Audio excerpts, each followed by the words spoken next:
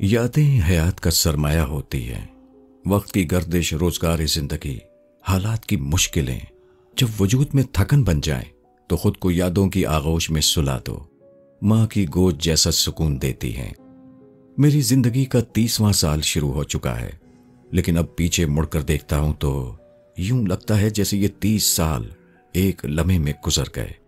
مذہبی کتابوں میں لکھا ہے کہ جب آدمی اپنی زندگی کی آخری سانسیں لے رہا ہوتا ہے تو اس کی پوری زندگی کی داستان لمحوں میں اس کے سامنے سے گزر جاتی ہے، اور وہ سوچتا ہے کہ ابھی تو اس نے اس دنیا میں آغاز ہی کیا تھا۔ سمنا باد میں ایک چھوٹا سا گھر، ماں کا دکھ بھرا چہرہ اور اپنا اسکول، سب کچھ قدرے کل کی بات معلوم ہوتی ہے۔ 8ویں کلاس تک میں اپنے محلے کا سب سے بزدل لڑکا تھا۔ کمزوری اور بزدلی شاید میرے چہرے پر لکھی ہوئی تھی کہ جس ساتھی کا جب دل چاہتا مجھے دھنک کر رکھ دیا کرتا تھا۔ میرے باپ کا انتقال بہت پہلے ہو چکا تھا۔ بھرے گھر میں صرف میں تھا اور میری دکھیاری ماں تھی، جس نے پڑوسیوں کے کپڑے سی سی کر مجھے پڑھایا لکھایا۔ وہ نہ ہوتی تو شاید اس دنیا سے انتقام لینے کا جذبہ مجھے آگے چل کر پنجاب کا سب سے بڑا ڈاکو بنا دیتا۔ میں تیسرے ہی درجے میں تھا کہ چلتے پھرتے خواب دیکھا کرتا کہ ادھر میں نے اپنے دشمنوں پر چاقو کھولا اور ادھر درجنوں لاشیں گرا دیں۔ پھر 8ویں درجے میں شیر محمد، جو قد میں مجھ سے دگنا بڑا تھا اور میری ہی کلاس میں پڑھتا تھا، کبھی کبھی تو وہ صرف اس لیے مجھے مار مار کر لہو لہان کر دیتا تھا کہ وہ بہت دن سے کچھ سستی سی محسوس کر رہا تھا اور اپنے خون کو گرم رکھنا چاہتا تھا۔ لیکن میں جب اسکول سے بے شمار زخم لے کر گھر واپس آ رہا ہوتا تو اپنے خیالوں میں شیر محمد کے جبڑے پر ایک ہی مکہ اتنا بھرپور مارتا تھا کہ اس کے خون آلو چہرے سے سارے دانت نیچے آ پڑتے تھے، اور اسکول کے پھاٹک سے میں اس خیالی ایمبولنس کو دور تک جاتے دیکھتا رہتا جس کے اندر شیر محمد اپنی آخری سانسیں لے رہا ہوتا۔ یہی زمانہ تھا جب ہمارے سامنے کے گھر میں محلے کی مسجد کے پیش امام کرائے پر آ کر رہنے لگے۔ ان کا لڑکا میرا ہی ہم عمر تھا، لیکن مجھ سے بہت زیادہ خوبصورت، بہت زیادہ سمجھدار۔ میں اسے 5 وقت اپنے باپ کے ساتھ مسجد جاتے دیکھتا۔ اس کا نام رحیم تھا۔ رفتہ رفتہ وہ میرا واحد دوست بن گیا۔ اس نے مجھے بتایا کہ جب تک خدا نہ چاہے کسی آدمی کے بس میں نہیں ہے کہ کسی کو مار سکے یا کسی کو بے عزت کر سکے۔ اس نے کہا کہ میرے ساتھ مسجد چلا کرو اور ہر نماز کے بعد خدا سے دعا کیا کرو کہ وہ تمہیں دشمنوں سے دور رکھے۔ اللہ دعا ضرور سنتا ہے۔ وہ کہتا کہ دیکھ لو، مجھ سے کوئی نہیں لڑتا، نہ مجھے کوئی مار سکتا ہے، کیونکہ میں نے خود کو اللہ کی حفاظت میں دے دیا ہے۔ مجھے رحیم کی یہ باتیں بڑی عجیب لگتیں، لیکن میں نے سوچا کہ جب کوئی سہارا نہ ہو تو یہ نماز اور دعا والا چکر بھی چلا کر دیکھ لینا چاہیے۔ مگر کچھ عرصے کے بعد یہ ہوا کہ میں نماز ہی دعا مانگنے کے لیے پڑھنے لگا۔ اس زمانے میں اس طرح رو رو کر خدا سے طاقتور ہونے کی دعا، اپنے دشمنوں پر فتح پانے کی دعا اور شیر محمد کو مار کر ادموا کر دینے کی دعا کچھ اس طرح مانگا کرتا تھا کہ دل کو یہ سکون مل جاتا تھا کہ آج نہیں تو کل اللہ مجھے اتنی طاقت ضرور دے دے گا کہ جیسے بجلی کونتی ہو۔ اس طرح ادھر میرا چاقو چلے گا اور ادھر 10-12 سر کٹے پڑے ہوں گے۔ میں یہ تو نہیں کہتا کہ مجھے طاقت مل گئی، مگر اتنا ضرور ہوا کہ دل کو ایک طرح کا سکون آ گیا تھا۔ کچھ یوں محسوس ہونے لگا کہ اللہ مدد ضرور کرے گا، یہ نہیں معلوم تھا کہ کیسے کرے گا۔ رحیم پہلے موچی دروازے میں کسی اسکول میں پڑھا کرتا تھا۔ سمنا باد آ جانے کے بعد اس کا داخلہ بھی ہمارے اسکول میں ہو گیا۔ وہ بھی 8ویں ہی درجے میں پڑھتا تھا۔ شروع ہی سے اس کے مزاج میں کچھ ایسا رکھ رکھاؤ تھا کہ محلے اور اسکول سب جگہ لوگ اس کی عزت کرتے تھے۔ اس وقت میرا خیال تھا کہ خدا سے اس کی جان پہچان مجھ سے زیادہ پرانی ہے۔ میں بھی جب اتنی ہی نمازیں پڑھ لوں گا جتنی رحیم نے پڑھی ہیں تو مجھے بھی لوگ ایسی ہی عزت کی نگاہ سے دیکھا کریں گے۔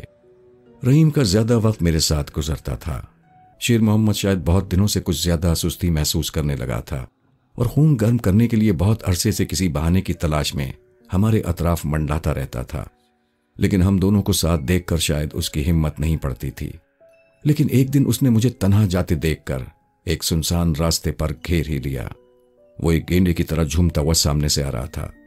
میں نے سوچا کہ یا اللہ، آج عصر کی نماز میں تو میں نے تجھ سے اس ملعون کی پناہ چاہی تھی، اور اگر اب تو نے بھی پناہ نہ دی تو میں نے تجھے تو دیکھا نہیں ہے، مگر تجھ سے میرے جس ساتھی نے واقف کرایا ہے، آج سے اس پر سے بھی اعتماد اٹھ جائے گا۔ मगर मेरे पास दुआ या कुछ और सोचने का भी वक्त नहीं रह गया था। गली में दूर दूर तक कोई राहगीर भी नजर नहीं आ रहा था। शेर मोहम्मद के चेहरे पर एक शैतानी मुस्कुराहट आ गई थी। गुस्से से उसने अपनी मुट्ठियां बंद कर ली थीं। अब मेरे और उसके दरमियान सिर्फ 10-15 गज का फासला रह गया था। मेरे दाईं तरफ दूर तक एक सेली हुई दीवार चली गई थी। अंदर कुछ दरख्त नजर आ रहे थे और बहुत से आदमियों के हंसने बोलने की आवाजें आ रही थीं। इहाते का टूटा हुआ दरवाजा मेरे सामने ही था। मैं घबराकर दरवाजे की जानिब भागा और यह समझ कर के दरवाजा अंदर से बंद होगा, खुद को धड़ाम से दरवाजे से टकरा दिया। दरवाजा बंद नहीं था, सिर्फ भिड़ा हुआ था। नतीजा ये हुआ कि मैं कलाबाजियां खाता हुआ दूर जाकर गिरा। कई लोग मेरी तरफ दौड़े। मुझे इतना याद है कि एक देव कामत आदमी ने मुझे आकर उठाया और मोहब्बत से पूछा, क्या बात है बेटे, क्या कोई तुम्हारा पीछा कर रहा है? मैं इतना खौफजदा था कि दरवाजे की तरफ उंगली उठाकर सिर्फ इतना ही बता सका कि वो मुझे जान से मार देगा। अचानक वो देव दरवाजे की तरफ लपका और दूसरे ही लम्हे शेर मोहम्मद की गर्दन को हाथ में दबाए वो इस तरह मेरे सामने ला रहा था जैसे कोई चूहे को दुम से पकड़कर उठा ले। शेर मोहम्मद खौफ से बुरी तरह कांप रहा था। देव ने मुझसे सिर्फ इतना पूछा था, क्या ये वही है? मुझे इतनी जल्दी अपनी दुआओं की कबूलियत की उम्मीद नहीं थी। शेर मोहम्मद का चेहरा पीला पड़ गया था और उसका गेंडे जैसा जिस्म दहशत से बिल्कुल साकित हो गया था। देवनुमा आदमी ने नफरत से उठाकर अखाड़े में फेंक दिया और मुझे यूं महसूस हुआ जैसे बहुत बड़ा दरख्त जड़ से उखड़कर अचानक थम से जमीन पर आ गिरे। उस वक्त मुझे ख्याल आया कि मैं किसी पहलवान के अखाड़े में हूं, क्योंकि वहां बहुत से नौजवान इधर उधर लंगोट बांधे दंड बैठक लगाने में मसरूफ थे और कुछ पट्टे अखाड़े में जोर आजमाई कर रहे थे। मैंने खौफजदा निगाहों से उस देवजात आदमी को देखा जो गुस्से के आलम में आहिस्ता आहिस्ता उस अखाड़े की तरफ बढ़ रहा था जहां शेर मोहम्मद के गिरते ही पट्टों ने जोर आजमाई खत्म कर दी थी। उनमें से 2-3 गठे हुए जिस्म के नौजवान उस आदमी की तरफ बढ़े और कहने लगे, उस्ताद कहां तुम और कहां ये चूहे का बच्चा? हमें हुक्म दो, अभी इसकी एक एक हड्डी तुम्हें पेश कर देंगे। लेकिन देवनुमा आदमी ने अपना उठा हुआ हाथ इस तेजी से घुमाया कि वो सब लड़खड़ाते हुए अखाड़े से बाहर जा गिरे और अचानक ही इसी तेजी से वो शेर मोहम्मद के पास जाकर खड़ा हो गया। फिर एक हाथ से उसका कॉलर पकड़कर उसे उठाया और दूसरे हाथ से उसके मुंह पर इतनी जोर से थप्पड़ रसीद किया कि दूसरे ही लम्हे शेर मोहम्मद का चेहरा खून में डूब गया और दूसरे हाथ से उसके दांत गायब हो गए थे। उसकी कुव्वत गोयाई शायद खत्म हो गई थी। उसकी आंखों में हैरत भी थी, खौफ भी था और एक गैर यकीनी कैफियत भी थी। वो कभी मुझे देखता और कभी उस्ताद को देखता जो अब भी एक पहाड़ की तरह उसके सामने खड़ा था। लेकिन मेरा खुद अपना ये आलम था कि मैंने तमाम उम्र इतनी तमानियत और इतनी भरपूर मुसर्रत कभी महसूस नहीं की थी। इस दौरान उस्ताद ने शेर मोहम्मद को इशारा करते हुए कहा, मिस्टर बदमाश, मुझे शायद तुमने पहचान लिया होगा। मैं उस्ताद छंगा हूं। ये मेरा अखाड़ा है और मैंने अपने शहर के बच्चों को तुम जैसे दरिंदा सिफत गैर फितरी आदतों के शौकीन गुंडों को सबक पढ़ाने के लिए जिस्मानी वर्जिशों का ये तरबियती स्कूल खोला है। बताओ तुम इस मासूम बच्चे का क्यों पीछा कर रहे थे? लेकिन जवाब देने के बजाय शेर मोहम्मद उस्ताद छांगा के कदमों में गिर पड़ा और रो रो कर उससे दरख्वास्त करने लगा, सिर्फ एक बार उसे और माफ कर दिया जाए, मैं आइंदा इसकी तरफ आंख उठाकर भी नहीं देखूंगा। उस्ताद ने आहिस्ता से जवाब दिया, नन्हे गुंडे, आइंदा नौबत ही नहीं आएगी। मैंने तुम्हें अखाड़े में फेंकते हुए यह भी देख लिया था कि तुम्हारी जेब में जो कलम लगा हुआ है वो एक देसी पिस्तौल है। तुम्हारी कोट की जेब में चर्च से भरी हुई सिगरेटें रखी हुई हैं और तुम्हारी पतलून की सीधी जानिब वाली जेब में एक 6 इंच का चाकू मौजूद है। अब तुम यहां से सीधे पुलिस स्टेशन जाओगे। मेरे अंदाजे के मुताबिक तुम्हारी उम्र 19-20 साल है। इस हिसाब से तुम अब कातिलाना हमले के सिलसिले में 10-12 साल से पहले जेल से बाहर नहीं आओगे। मगर जनाब, शेर मोहम्मद बुरी तरह जख्मी होने के बावजूद बलाकत चालाक निकला। उसने जल्दी जल्दी अपना पिस्तौल, चाकू और चर्च के सिगरेटों का पैकेट उस्ताद के कदमों में निकाल कर रख दिया। उस्ताद के चेहरे पर एक मायने खेज मुस्कुराहट उभरी। वो अपनी घनी मूंछों को चंद लम्हे अपने होंठों से दबाता रहा, फिर उसी नर्म लहजे में बोला, ठीक है नन्हे गुंडे, इस बार मैं तुम्हें मुआफ करता हूं, लेकिन मेरी एक बात हमेशा याद रखना, अगर तुमने या तुम्हारे किसी साथी ने या शहर के किसी भी आदमी ने इस बच्चे पर फिर बुरी नजर डाली तो मैं तुम्हारी हड्डियों का सुरमा बनाकर तुम्हारे जिस्म का लोथड़ा शहर के किसी ऐसे बाजार में फेंकवा दूंगा जहां तुम मौत मांगोगे और तुम्हें मौत भी नहीं मिलेगी। यह कहकर उसने अपने एक आदमी को इशारा किया। उसने झपट कर शेर मोहम्मद को अपने कंधे पर डाला और दरवाजे के करीब जाकर उसे वहीं से सड़क पर इस तरह फेंका जैसे मजदूर किसी गोदाम में बोरी फेंक देते हैं। और जब तक वो दरवाज़ा बंद करके वापस आया, उस्ताद छंगा मुझसे 2-3 सवालात में ये बात पूरी तरह समझ चुका था कि मैं वो बदनसीब लड़का हूँ जिसे कमज़ोर समझकर हर गुंडे का जी चाहता है कि वो मेरी ठुकाई करके अपने हाथ पैरों को गर्म रखे। उस्ताद ने हंसते हुए मेरी पीठ पर एक थप लगाया और कहने लगा, बेटे, कल से रोज़ाना हर शाम को तुम यहाँ आया करोगे और फिर मैं देखूंगा कि शहर में कितने गुंडे हैं। उस दिन मगरिब के बाद जब मैं घर पहुंचा तो रहीम मेरे दरवाजे की सीढ़ियों पर बैठा बड़ी बेचैनी से मेरा इंतजार कर रहा था। वो मुझसे सख्त नाराज था कि उसे बताए बगैर मैं कहाँ चला गया था। मैंने जानबूझकर आज उससे पहली बार झूठ बोला कि आज मैंने सोचा कि दाता साहब के मज़ार में नमाज पढ़ लूं। वहीं मुझे इतनी देर हो गई। मुझे यकीन था कि अगर मैंने उसे शेर मोहम्मद और उस्ताद छंगा का वाक़या सुना दिया तो वो तर्जुमा के साथ बेशुमार आयतें और हदीसें सुना देगा जिनमें कहा गया है कि तुम अपने दुश्मन को मुआफ़ कर दो, और अगर इसका फैसला खुदा पर छोड़ दोगे तो वह बहुत इंसाफ करने वाला और तमाम बातों का सुनने और जानने वाला है। इसमें कोई शक नहीं कि रहीम के साथ रहते हुए मेरा ये ईमान पुख्ता हो चुका था कि खुदा आदिल है और मजलूमों का साथ देता है।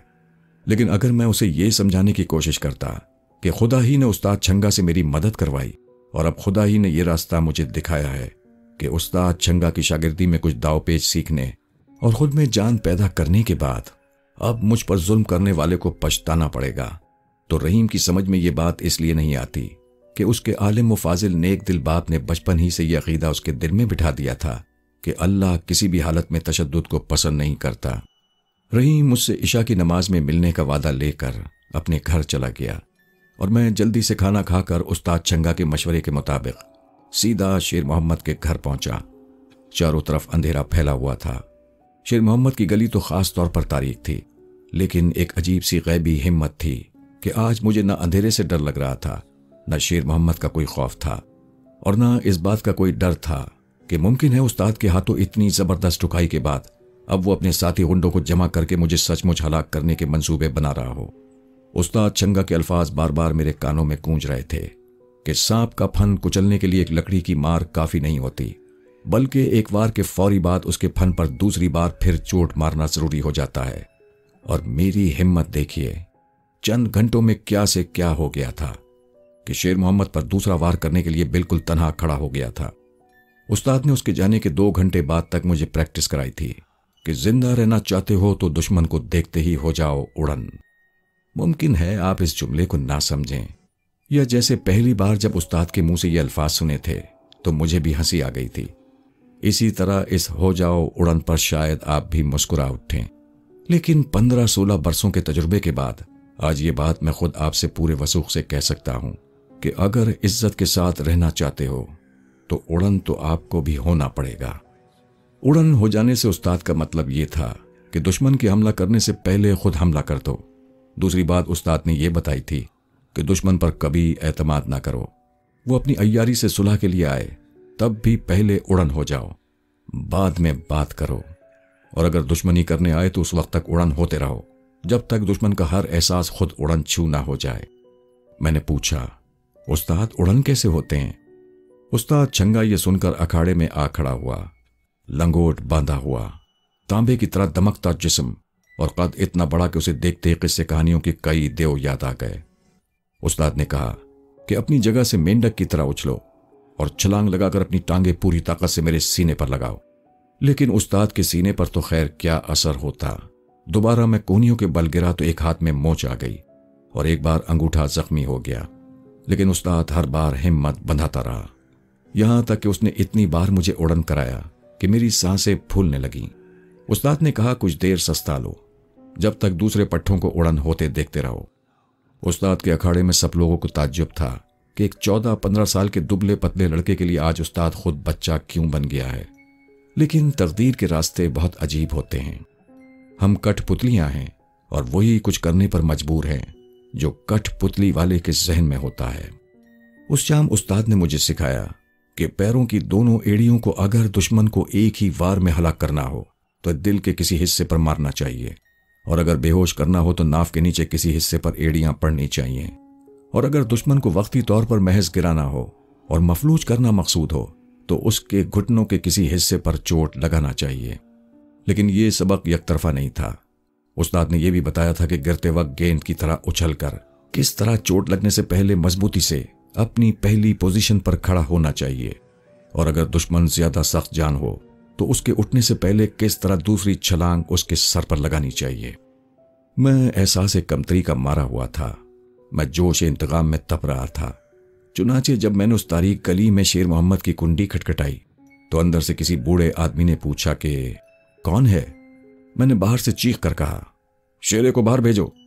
چند لمحے خاموشی رہی، اور یہ خاموشی مجھے یوں محسوس ہوئی جیسے کئی برسوں پر پھیل گئی ہو۔ پھر شیر محمد نے دروازے سے اپنا سوجا ہوا منہ باہر نکالا۔ میں شاید بہت زیادہ تاریکی میں کھڑا تھا اور شیر محمد ممکن ہے روشنی میں سے آ رہا ہو، اس لیے اسے میرا چہرہ صاف دکھائی نہیں دے رہا تھا۔ وہ باہر نکل آیا۔ میں استاد کے طریقے کے مطابق پیچھے ہٹتے ہوئے اس سے اپنا 10 فٹ کا فاصلہ قائم کیے رکھا۔ کون ہے؟ اپنے سوجے ہوئے چہرے اور زخمی منہ کے باوجود وہ سانپ کی طرح پھنکارا۔ میں نے کہا، شیرے اتنی جلدی مجھے بھول گیا؟ میں تو اپنا قرض اتارنے آیا ہوں۔ تجھے استاد کے ہاتھوں سے پٹوا کر مجھے یہ شرم آئی کہ شاید آج رات تجھے اس حسرت میں نیند نہ آتی کہ تو مجھ سے تنہا نہ مل سکا۔ میں نہیں جانتا کہ یہ ہمت مجھ میں کہاں سے آ گئی تھی۔ میرا خیال ہے کہ میرے اس لہجے سے چند سیکنڈ کے لیے شیر محمد بھی سکتے میں ضرور آ گیا ہوگا، لیکن اس کے فوراً بعد ہی مجھے گرر سے چاقو کھلنے کی آواز آئی، اور ساتھ ہی شیر محمد کی گھٹی گھٹی آواز نکلی، سکندر اچھا ہوا تجھے میری نیند کا خیال آ گیا۔ سچ مچ مجھے رات بھر نیند نہ آتی۔ میں بستر پر پڑا جاگ رہا ہوں اور ادھر تو اپنے گھر میں اطمینان سے سو رہا ہوگا۔ پھر یہ کہتے ہوئے آہستہ آہستہ فلموں کے خالص ولن کے انداز میں ایک ایک قدم نپا تلا قدم آگے رکھتا ہوا آگے بڑھتا رہا، اور اسی نپے تلے انداز میں میں ایک ایک قدم پیچھے ہٹتا رہا کہ میرے اندر سے آواز آئی، ہو جا اڑن۔ دوسرے لمحے جانے میں تھا یا بجلی تھی کہ میں نے اپنی جگہ سے جس لگائی۔ میری ایڑیاں اس کے پیٹ پر پڑیں، اس کا چاقو نالی میں جا گرا اور وہ بے آواز بیچ سڑک پر چت لیٹا ہوا تھا۔ گیند کی طرح اچھل کر میں نے دوسری جس لگائی، اور اس سے پہلے کہ شیر محمد لڑکھڑاتا ہوا اٹھے میری ایڑیاں اس کے چہرے پر پڑیں اور وہ زیر لب ایک دردناک چیخ مار کر پھر لیٹ گیا۔ اندھیرے میں اس کا زخمی چہرہ مجھے بڑا بھیانک نظر آ رہا تھا۔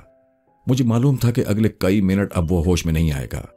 نالی میں ہاتھ ڈال کر میں نے اس کا چاقو ڈھونڈا، اور جب پلٹا تو وہ لڑکھڑاتے قدموں سے ایک بار پھر کھڑے ہونے کی کوشش کر رہا تھا۔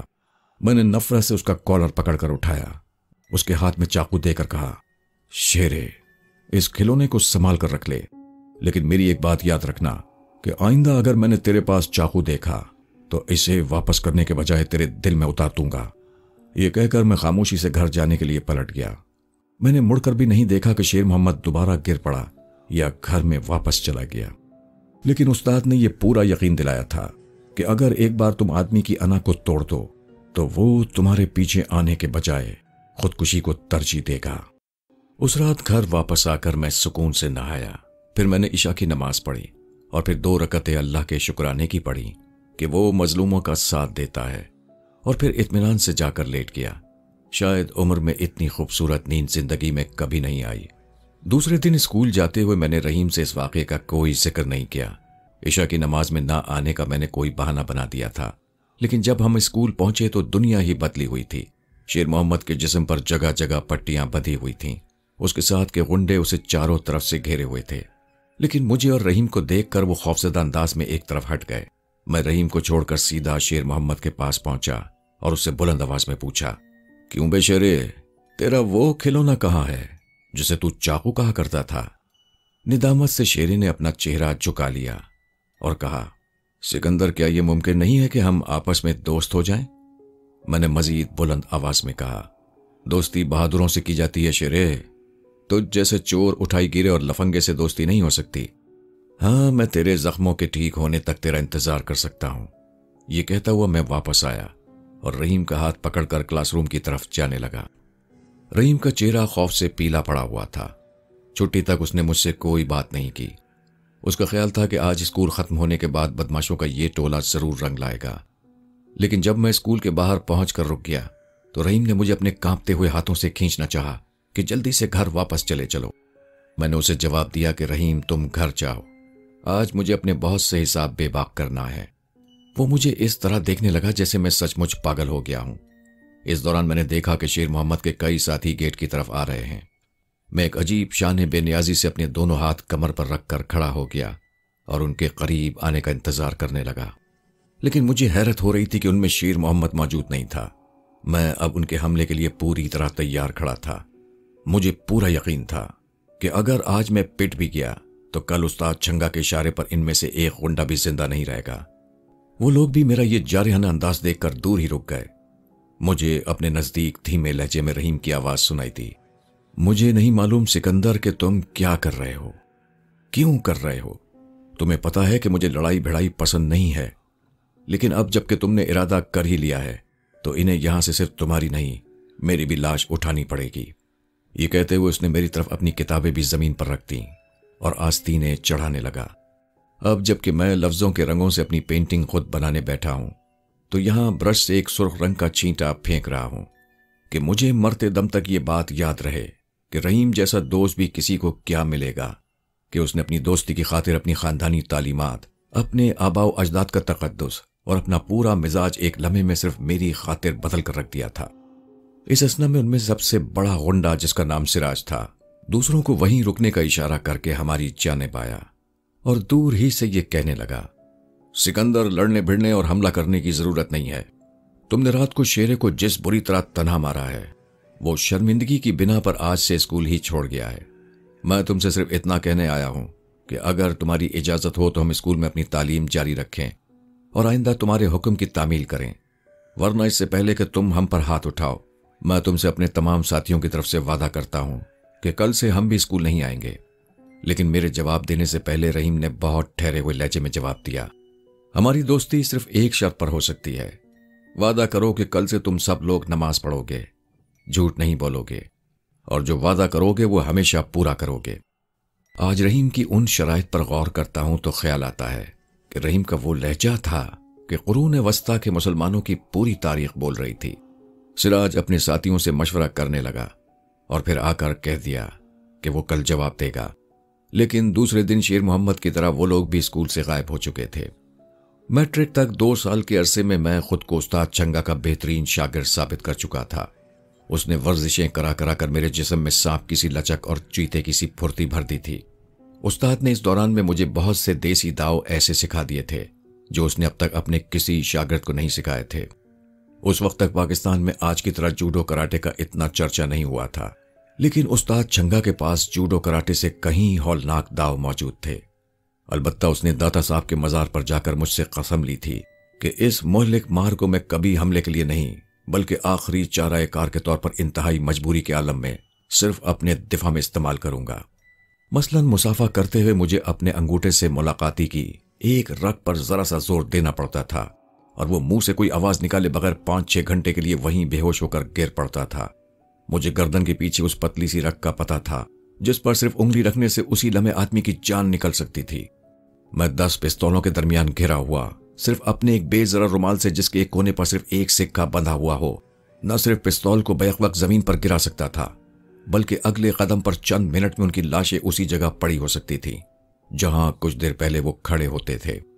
لیکن میٹرک پاس کرنے تک میں نے رحیم کو نہیں بتایا کہ تمہارا چند سال پہلے کا وہ کمزور اور بزدل سکندر سانپ سے بھی زیادہ زہریلا اور چیتے سے کہیں زیادہ چالاک اور خونخوار ہو چکا ہے۔ وہ مجھے اب بھی اپنے ذہن میں صدیوں پرانی روح کے لیے قدم قدم پر نیکی اور دیانتداری کی تلقین کرتا رہتا تھا۔ مجھ میں جو ایک نئی خود اعتمادی پیدا ہوئی تھی وہ کچھ عرصے تک اس پر حیرت زدہ رہا، لیکن اچانک ایک دن اسے گیان ہوا کہ مجھ میں یہ خود اعتمادی نماز روزے کی وجہ سے پیدا ہوئی ہے، اور کیونکہ میں اسلام کی روح کو سمجھ چکا ہوں لہٰذا اب میں خدا کے سوا کسی سے نہیں ڈرتا۔ یوں میں اب بھی خدا پر مکمل یقین رکھتا ہوں، لیکن جو فن میں نے سیکھا تھا مجھے آج یہ لکھتے ہوئے شرمندگی ہو رہی ہے کہ اپنے اس فن پر مجھے ہر چیز سے زیادہ اعتماد تھا۔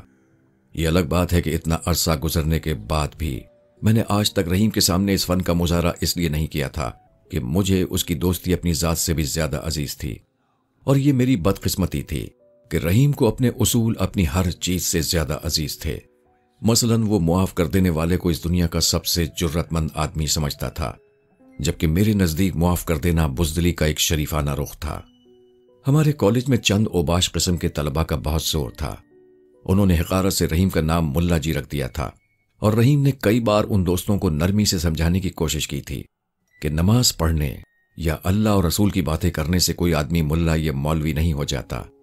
میں جب تم لوگوں کو آپس میں چاقو چلاتے، شراب پیتے، رقص و سرور کی محفلوں میں شریک ہونے سے نہیں روکتا، تو تم مجھے نماز پڑھنے سے کیوں روکنا چاہتے ہو؟ تم اپنے راستے پر چلتے رہو، مجھے اپنے راستے پر چلنے دو۔ سفر کے آخر میں ہمیں خود معلوم ہو جائے گا کہ کون نفع میں رہا اور کون نقصان میں رہا۔ لیکن اتنے اوباش طالب علموں کے گروہ کو ایک سیاسی پارٹی کی پوری حمایت حاصل تھی، لہٰذا وہ کالج میں کھلے عام چرس کے سگریٹ پیتے، بات بات پر پستول نکال لیتے، اور یہ تو روز مرہ کا معمول بن کر رہ گیا تھا کہ جو طالب علم ان کا ہم خیال نہ ہوتا اسے مجبور ہو کر یا تو کالج چھوڑ دینا پڑتا یا پھر چند دن بعد اس کی مسخ شدہ لاش راوی کے کسی ساحل پر ملتی، اور کسی کو یہ معلوم نہ ہو سکتا کہ اس بیچارے طالب علم نے خودکشی کی ہے یا اس کو کسی نے قتل کر کے دریا میں پھینک دیا۔ پھر پتہ نہیں کہاں سے اس گروہ کو باقاعدہ پیسے ملنے لگے۔ ان کی ہمتیں اور بلند ہو گئیں اور وہ کالج کی سیدھی سادھی لڑکیوں کو بھی راکٹ اور نشے کے انجیکشن استعمال کرانے لگے۔ میں یہ تمام واقعات ایک خاموش تماشائی کی حیثیت سے دیکھ رہا تھا۔ اس کی شاید یہی وجہ تھی کہ میری والدہ کے اچانک انتقال سے مجھے اپنے آبائی مکان فروخت کر کے اپنی تعلیم جاری رکھنا پڑ رہی تھی۔ میرا خیال تھا کہ اگر میں کالج میں فرسٹ ڈویژن حاصل کرنے میں ناکام رہا تو آئندہ اپنی تعلیم جاری نہیں رکھ سکوں گا، لہٰذا میری تمام تر توجہ ان دنوں اپنی تعلیم پر مرکوز تھی۔ دوسرے جو فن میں جانتا تھا اس کا بنیادی اصول یہ تھا کہ اسے محض آخری حربے کے طور پر ہی استعمال کیا جا سکتا تھا۔ لیکن ایک شام جب میں سمن آباد ہی میں اپنے اس کمرے میں بیٹھا پڑھ رہا تھا جو مکان فروخت کرنے کے بعد 40 روپیہ ماہوار کرائے پر بڑی مشکل سے مجھے ملا تھا، تو ادھر سے گزرتے ہوئے رحیم کے بوڑھے والد مجھے دیکھ کر اچانک رک گئے۔ میں نے کھڑے ہو کر انہیں سلام کیا اور انہیں کمرے کے اندر آنے کی درخواست کی، لیکن میں نے دیکھا کہ خوف سے ان کا چہرہ پیلا پڑا ہوا ہے۔ انہوں نے کہا، بیٹے خدا کا شکر ہے کہ تم یہاں زندہ سلامت بیٹھے ہو۔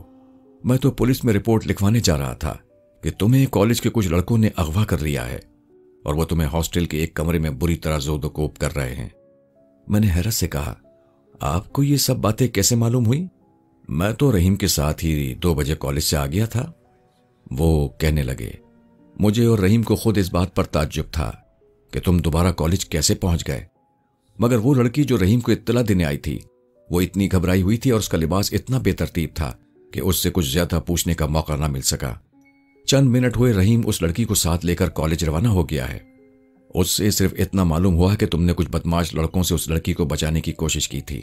اس بات پر مشتعل ہو کر انہوں نے لڑکی کو تو چھوڑ دیا، لیکن تمہیں ایک کمرے میں بند کر لیا ہے اور طرح طرح کی اذیتیں پہنچا رہے ہیں۔ میں نے رحیم کو بھی سمجھایا کہ پہلے یہاں آ کر اس بات کی تصدیق کرے کہ تم گھر پر موجود ہو بھی یا نہیں، لیکن تمہاری وجہ سے وہ کچھ اتنا جذباتی ہو رہا تھا کہ لڑکی کے ساتھ فوراً ہی اس تانگے میں بیٹھ گیا جسے لے کر وہ لڑکی یہاں آئی تھی۔ لیکن اب میں سوچتا ہوں تو خیال آتا ہے کہ تمہارا تو محض ایک بہانہ تھا، ورنہ وہ بدماش رحیم کو پھانسنا چاہتے تھے، اور میرا خیال ہے کہ وہ لڑکی بھی ان سے ملی ہوئی ہے۔ میں 1968 کی بات کر رہا ہوں، جب ہر بات ممکن تھی۔ ملک بھر میں سیاسی غنڈے طالب علموں کی شکل میں حکومت کے خلاف ایک زبردست احتجاجی مہم چلا رہے تھے۔ تھانوں کو آگ لگانا، سرکاری عمارتوں کو مسمار کرنا اور ہر طرح سے ملک میں انتشار پیدا کرنا ان غنڈوں کا وتیرہ بن کر رہ گیا تھا۔ انہیں اس کام کے لیے خود غرض سیاستدانوں کی طرف سے کافی پیسہ بھی مل رہا تھا۔ رحیم کے باپ کو میں چچا کہتا تھا۔ میں نے انہیں اطمینان دلایا کہ اگر 1 گھنٹے میں رحیم کو صحیح و سالم واپس نہ لے آیا تو آئندہ آپ کو اپنا چہرہ نہیں دکھاؤں گا۔ میں صبح 4 بجے اٹھ کر 7 بجے تک اب بھی پریکٹس جاری رکھے ہوئے تھا، اور اسی اصول پر میں آج تک کاربند ہوں۔ ان کمینوں نے رحیم کے سب سے کمزور پوائنٹ پر ہاتھ مارا تھا، اور آج وہ میری خاطر ہاسٹل کے کسی بند کمرے میں جن عذابوں سے گزر رہا ہوگا، میرے لیے یہ سوچ ہی اس وقت زندگی کا عذاب بن گئی تھی۔ اس زمانے میں میرا کالج ایبٹ روڈ پر ہوا کرتا تھا۔ میں ایک لمحہ ضائع کیے بغیر کمرے کو یوں ہی کھلا چھوڑ کر اس طرح وہاں سے نکلا جیسے کمان سے تیر چھوٹتا ہے۔ چند گز آگے جا کر میں نے ایک ٹیکسی روکی۔ میرے اندر انتقام کی آگ دہک رہی تھی۔ نہ جانے کس طرح میں نے اپنے چہرے پر مسکراہٹ پیدا کی، اور اس سے پہلے کہ ٹیکسی والا باہر گردن نکال کر مجھ سے پوچھتا، باؤ جی کتنے چلنا ہے، میں نے اسے دیکھتے ہوئے کہا، آہا چودھری صاحب ہیں، ارے بھائی اتنے دنوں کہاں غائب رہے؟ اور یہ کہہ کر میں نے مسافے کے لیے اپنا ہاتھ آگے بڑھا دیا۔ اسی لمحے میرا انگوٹھا اس کے ہاتھ کی رگ پر اپنا کام دکھا چکا تھا۔ और वो बेहोश होकर दूसरी जानिब लुढ़क गया। मैंने जल्दी से गाड़ी का दरवाज़ा खोलकर स्टीयरिंग को संभाल लिया। अब टैक्सी सड़क पर 70 और 80 की रफ्तार पर उड़ी जा रही थी। ट्रैफिक के कई सिपाहियों ने सीटियां बजाईं, राहगीरों ने फुटपाथ पर चढ़ चढ़कर अपनी जानें बचाईं, लेकिन मुझे हॉस्टल के एक बंद कमरे में रहीम के चेहरे के अलावा और कुछ याद ही नहीं आ रहा था। चंद मिनट में टैक्सी हॉस्टल के करीब पहुंच गई थी। सूरज गुरूब होने में अभी कुछ देर थी। हॉस्टल के पीछे दरख्तों के एक झुंड में टैक्सी खड़ी कर दी। मुझे गुरु के सरगना सईद अशरफ का नाम मालूम था। हॉस्टल में हस्बे मामूल बड़ी चहल पहल थी। मैंने एक तंदुमंद नौजवान से, जिसके चेहरे पर चाकुओं के कई जख्म थे, सईद अशरफ के कमरे का नंबर पूछा। वो मायने खेज अंदाज में मुस्कुराया और कहने लगा, तुम्हें यकीन है आज की पार्टी में उसने तुम्हें भी मदऊ किया है? मैंने मुस्कुराते हुए अंधेरे में तीर चलाया। यार, क्या तुम्हें भी उस लड़की का नाम पता बताना पड़ेगा जिसने खास तौर पर मुझे पार्टी में शिरकत की दावत दी थी? उसने क़हक़हा लगाते हुए बेतकल्लुफ़ी से मेरे कंधे पर हाथ मारते हुए कहा, सिकंदर, हमने बुलाया तो सिर्फ तुम्हारे मुल्ला जी को था, लेकिन अब जबकि तुम खुद आ ही गए हो तो रहीम को यह शिकायत नहीं रहेगी कि शकीला ने उससे झूठ बोला था। दफतन उस हर्राफा शकीला का चेहरा मेरी नजरों में घूम गया, जो बेहुदा शायरी किया करती थी और उस बेहुदा शायरी को पाकिस्तान की नई नस्ल की उमंगों और आरजुओं का नाम देती थी। बेहुदा रक्स करती थी और उस रक्स को आज़ादी और आर्ट व सकाफत का संग मील करार देती थी। वो हर रात अपनी पसंद का एक लड़का तलाश करती, उससे पूछती कि क्या आज की रात तुमने मुझे कबूल किया, और वो लड़का अगर उसे कबूल कर लेता तो वो दोनों उस रात इंसानियत की आज़ादी के नाम पर अपने नंगे जिस्मों के चिराग रोशन कर देते। मुझे सोच में डूबा देखकर उस जंगली सांड ने फिर एक बार जोर से मेरे कंधे पर हाथ मारा और हंसकर कहने लगा, किस सोच में गुम हो गए हो मिस्टर सिकंदर? तुम सईद अशरफ से टकराने आए हो और मैं तुम्हारी न सिर्फ ये ख्वाहिश बल्कि पार्टी में पहुंचकर तुम्हारी आखिरी ख्वाहिश भी अपने हाथों से पूरा करना अपना एजाज समझूंगा। मैंने कहा, एजाज तो मेरा है कि तुम जैसे बहादुर आदमी की मैयत कुछ देर के लिए मुझे नसीब हो जाए, लेकिन तुम्हारी बातों से यह मालूम हो रहा है कि पार्टी यहां नहीं हो रही है। हमें शायद दूर जाना पड़ेगा, जबकि सवारी मेरे पास नहीं है। जाहिर है मैं उसे उस टैक्सी में तो नहीं ले जा सकता था जिसकी अगली सीट पर मेरे पुराने वाकिफकार चौधरी साहब कम से कम 5 घंटे के लिए मजे से तारीख खलाओं में सफर कर रहे थे। जंगली सांड ने कहा, रावी के किनारे तक थोड़ी देर का फिलहाल सफर है। ये सफर तो मेरी मोटरसाइकिल पर मेरे साथ आराम से कर सकते हो। मैं यहां इसी खतरे के तहत रुक गया था कि अगर किसी तरह तुम्हें इत्तला हो गई और तुम यहां आ गए तो तुम्हें मंजिल तक पहुंचाने में हमें कोई दिक्कत पेश ना आए। और ये कि उसने मेरा हाथ अपनी दानिश में इस बुरी तरह दबाना चाहा कि एक तरफ मुझे उसकी ताकत का भी एहसास हो जाए और दूसरी जानिब वो मेरी ताकत का भी थोड़ा सा अंदाजा कर ले। मैंने जानबूझकर एक हल्की सी चीख मारी और बौखलाए हुए अंदाज में उससे कहा, तुम में तो एक रीछ की तरह ताकत है। तुमने दोस्ती में हाथ मिलाया लेकिन मेरी उंगलियां तो टूट कर रह गईं। वो शायद मेरी इस बात पर चौंक सा गया। उसके चेहरे पर जख्म ही कुछ ऐसे थे कि इतने गहरे तजुर्बों के बाद आदमी को हर कदम फूंक फूंक कर रखना होता है। अपनी मोटरसाइकिल की तरफ बढ़ते हुए अचानक रुक गया और कहने लगा, सिकंदर, मैंने तुम्हारे बारे में अपने मखसूस हल्के में किस्से तो बहुत सुन रखे हैं, लेकिन तुम्हारे चेहरे पर इस बला की बेवकूफ़ी नजर आती है कि यकीन नहीं आता कि तुम में जरा भी जान होगी। लेकिन पार्टी में जाने से पहले तुम्हारे आसाब का मैं यहीं क्यों ना इम्तहान ले लूं। उसी वक्त मुझे मालूम हो गया, जिस वक्त उसने खुद को बाएं जानिब जरा झुकाया था, कि पूरी ताकत से मेरे बाएं रुखसार पर भरपूर मुक्का लगाने वाला है। उसका ख्याल था कि अगर मैंने मुकाबला किया तो वो मुझे यहीं तोड़ फोड़ कर चला जाएगा, और अगर मैं उसकी जगह उस अकेले आदमी का मुकाबला न कर सका तो पार्टी में जहां उस जैसे 10-5 और होंगे, मैं अकेला क्या कर सकूंगा। जैसे ही हमले की नौयत को समझकर मैंने अपने जिस्म के पूरे बाएं हिस्सों को सांस रोककर एक चट्टान में तब्दील कर दिया। उसने पूरी ताकत से मेरे बाएं जबड़े पर अपना मुक्का इस तरह मारा कि यकीनन मेरी जगह अगर कोई और होता तो एक हाथ ही खाने के बाद कई घंटे तक बेहोश पड़ा रहता। मुझे ड्रामे को अब आखिरी एक्ट तक पहुंचाना था। मुझे नहीं मालूम था कि मेरी चट्टान से टकराकर उस बेवकूफ सांड पर क्या बीती, मगर खुद मैं अपनी जगह पर खड़े ही खड़े इस तरह ढेर हो गया जैसे कोई चकरा कर गिरता है। मगर अब मैं पपोटों की आड़ से उसके पैरों पर पूरी तरह नजर रखे हुए था, क्योंकि अगर वो इस तरह अपने बूट की ठोकर मेरे सर पर मारता तो मुझे थोड़ा बहुत नुकसान बहरहाल पहुंच जाता। रहीम जिस तरह खतरे में था, उसके पेश नज़र मैं खुद को किसी मजीद ताखिर में डलवाना नहीं चाहता था, और न सांड को कोई शुबा दिलाने के हक में था, क्योंकि मेरे नज़दीक अब वही एक आखिरी उम्मीद था जो मुझे रावी के उस किनारे तक पहुंचा सकता था जहां शकीला के गठजोड़ से रहीम की पार्टी की रस्म अदा की जा रही थी। सांड अपने दोनों पैर फैलाए बिल्कुल साकित खड़ा था, जैसे मेरा रद्द अमल जानने की कोशिश कर रहा हो। मैंने चंद सेकंड्स बाद लड़खड़ाते हुए कदमों से उठने की कोशिश की और एक बार खुद को जानबूझकर गिरा दिया। सांड के पास भी शायद अब वक्त नहीं था।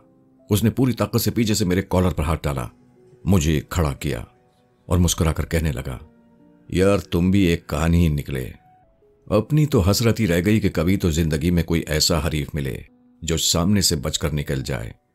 लेकिन मैंने इस तरह की एक्टिंग की जिस तरह मुक्का लगने की वजह से मेरा पूरा जहन माऊफ हो चुका हो। उसने मुझे उठाकर अपनी मोटरसाइकिल की पिछली नशिश पर रखा और गाड़ी इस तेजी से स्टार्ट की कि इस बार मैं वाकई गिरते गिरते बचा। रास्ते में उसने मुझसे सिर्फ एक सवाल पूछा, दोस्त तुम्हारे जबड़े शायद पत्थर के बने हुए हैं क्योंकि मेरी उंगलियां अब तक दर्द कर रही हैं, लेकिन मैं देख रहा हूं कि तुम्हारा एक दांत भी नहीं टूटा। इसकी वजह तुम मुझे बताओगे? वजह तो मैं उसे जब चाहता इस तरह बता सकता था कि उसकी आंखें हैरत से फटी की फटी रह जाती, लेकिन मैं जानबूझकर चुप रहा।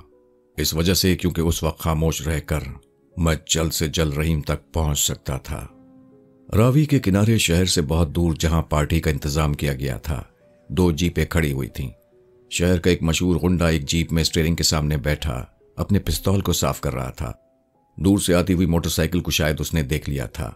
वो जल्दी से जीप से उतरा और पिस्तौल का रुख हमारी तरफ कर दिया।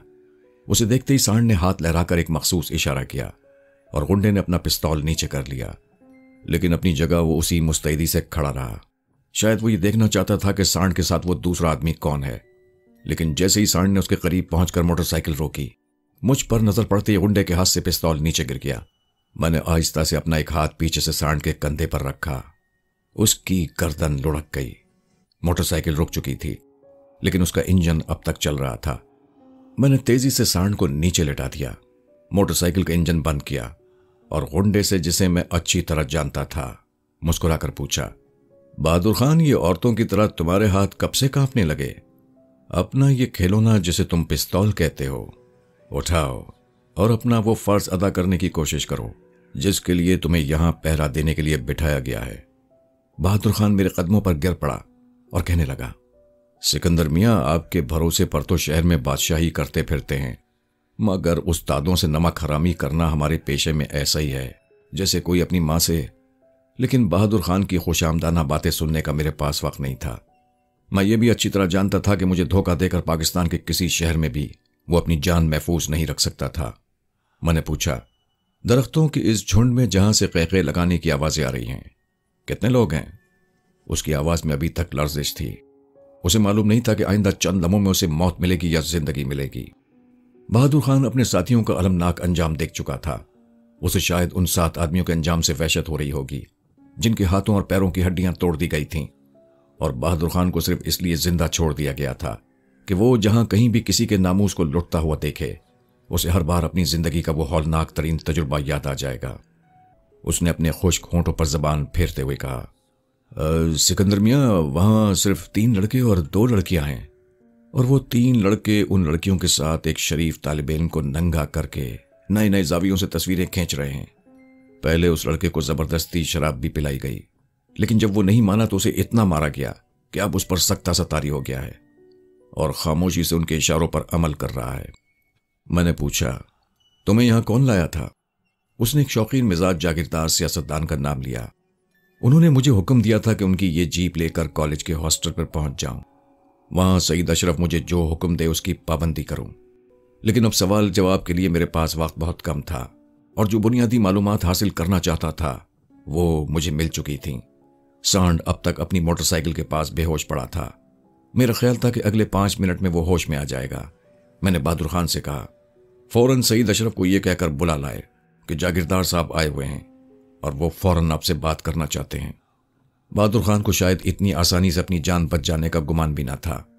मैं अंडरवर्ल्ड में दहशत और बर्बरियत की अलामत इसलिए बन गया था कि अगर मुझे नाइंसाफी का यकीन हो जाता था तो मैं जालिम को तहखानों से भी निकाल कर उसके हिमायतियों के सामने ही ऐसी इबरतनाक सजा देता जिसे याद करके ही शायद उसके रोंगटे खड़े हो जाते होंगे।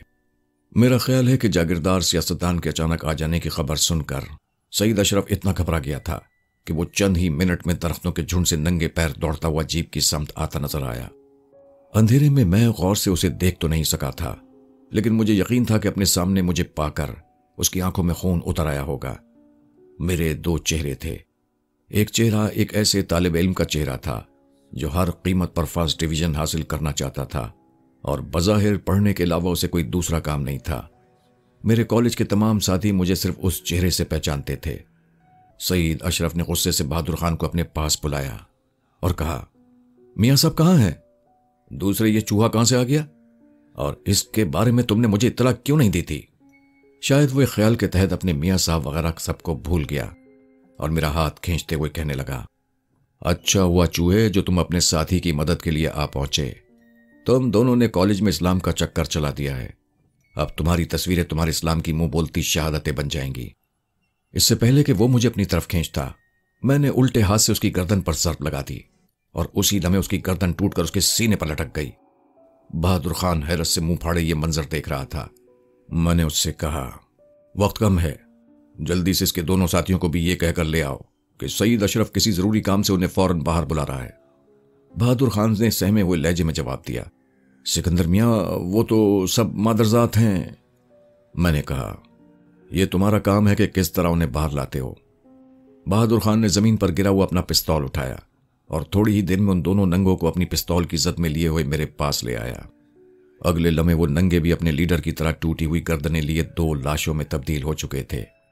تب میں نے نظر اٹھا کر سامنے دیکھا، نشے میں جھومتی ہوئی وہ دونوں ننگی لڑکیاں بھی خوفزدہ انداز میں جیپ کی طرف آتی نظر آئیں۔ میرا خیال ہے کہ اس دوران رحیم وہیں بے ہوش ہو کر گر پڑا ہوگا، کیونکہ وہ شریف ہی اتنا تھا کہ بد اخلاقی اسے کسی بھی شکل میں گوارا ہی نہیں تھی۔ لڑکیوں کے قریب آنے پر شکیلا کو تو میں نے پہچان لیا، لیکن دوسری لڑکی شاید کوئی طوائف تھی۔ جیپ کے قریب آ کر انہیں صورتحال کا جیسے ہی اندازہ ہوا، انہوں نے وہاں سے چیختے ہوئے بھاگنا چاہا، لیکن میں اپنے خلاف کسی ثبوت کو فرار ہونے کی اجازت نہیں دیتا تھا۔ چنانچہ ان لڑکیوں کی حالت بھی اپنے ساتھیوں سے مختلف نہ ہوئی، اور ابھی وہ چند ہی قدم چیخ مارتے ہوئے آگے بڑھی ہوں گی کہ ان کے مردہ جسم بھی چکرا کر وہیں گر پڑے۔ خوف سے بہادر خان کے دانت بج رہے تھے، اور شاید وہ اتنی لاشیں دیکھ کر پاگل ہو گیا تھا۔ وہ بار بار میرے آگے ہاتھ جوڑتا اور ایک ہی جملہ کہے چلے جا رہا تھا، سکندر میاں مجھے تو معافی مل چکی ہے نا؟ لیکن ابھی اس کے سوال کا جواب دینے کا میرے پاس بالکل وقت نہیں تھا۔ میں نے سانڈ کی طرف اشارہ کر کے اس سے کہا، اس آدمی کو جلد از جلد ہوش میں لانے کی کوئی ترکیب کرو۔ بہادر خان جیسے لوگوں کے پاس ایک ہی ترکیب ہوتی ہے۔ اس نے سانڈ کے سینے پر بیٹھ کر 2-4 بار اسے دبایا، پھر چند ہاتھ زور زور سے اس طرح اس کے چہرے پر مارے کہ سانڈ نے پٹ سے اپنی آنکھیں کھول دیں۔ پہلے تو اس نے حیرت سے یہ جاننے کی کوشش کی کہ وہ کہاں ہے، لیکن جیسے ہی اسے پہلے واقعات یاد آئے، وہ بے ہوشی کی کمزوری کے باوجود اپنی جگہ سے اچھل کر کھڑا ہو گیا۔ اس سے پہلے کہ میں اس کے اگلے قدم کے بارے میں کوئی اندازہ لگا سکوں، وہ بجلی کی تیزی سے مجھ پر اس طرح جھپٹا جیسے وہ مجھے ایک ہی چکر میں روند کر پھینک دے گا۔ میں تیزی سے ایک طرف ہٹ گیا اور وہ اپنی ہی جھونک میں پوری طاقت سے جیپ سے جا کر ٹکرا گیا، مگر اس عالم میں بھی وہ جلدی جلدی اپنی جیب سے پستول نکالنے لگا۔ لیکن میرے ایک ہی ہاتھ نے اس کے خون آلود چہرے کو یہ یقین دلا دیا تھا کہ بسا اوقات آتشی ہتھیار دھرے کے دھرے رہ جاتے ہیں۔ اب اس کا بھاری جسم اس کے ذہن کی طرح ڈول رہا تھا۔ میں نے آہستہ سے اس کے قریب جا کر کہا، میرے بھائی کیا تم اپنی پارٹی میں شریک ہونا پسند نہیں کرو گے؟ دیکھو سامنے یہ 4 لاشیں تمہیں اپنے ساتھ جہنم میں لے جانے کے لیے بہت بے چین ہیں، جہاں پیپ خون سے بھرے ہوئے انگاروں کے پیالے تمہارے لیے تیار رکھے ہیں۔ اپنے ساتھیوں کی لاشوں پر شاید پہلی بار اس کی نظر پڑی تھی، اور اب وہ مجھے اس طرح دیکھ رہا تھا جیسے اسے مجھ پر یقین نہیں آ رہا ہو، یا اس کا خود اپنی آنکھوں پر سے اعتماد اٹھ گیا ہو۔ وہ تیزی سے اپنے ساتھیوں کی طرف لپکا، جلدی جلدی ہر ایک کی نبض ٹٹول کر دیکھی، اور پھر پلٹ کر تیز قدموں سے میرے قریب آ کر کھڑا ہو گیا اور کہنے لگا، تم نے اکیلے یہ سب کچھ کیسے کیا؟ ایسے، میں نے جواب دیا، اور اچانک پلٹ کر اس پر ایک جھپٹا مارا۔ اس کی ایک چیخ کے ساتھ اس کی دونوں آنکھیں میری مٹھی میں آ گئیں، جو میں نے اچھال کر جیب میں پھینک دیں۔ اس وقت میری روح میں انتقام کے شعلے بھڑک رہے تھے۔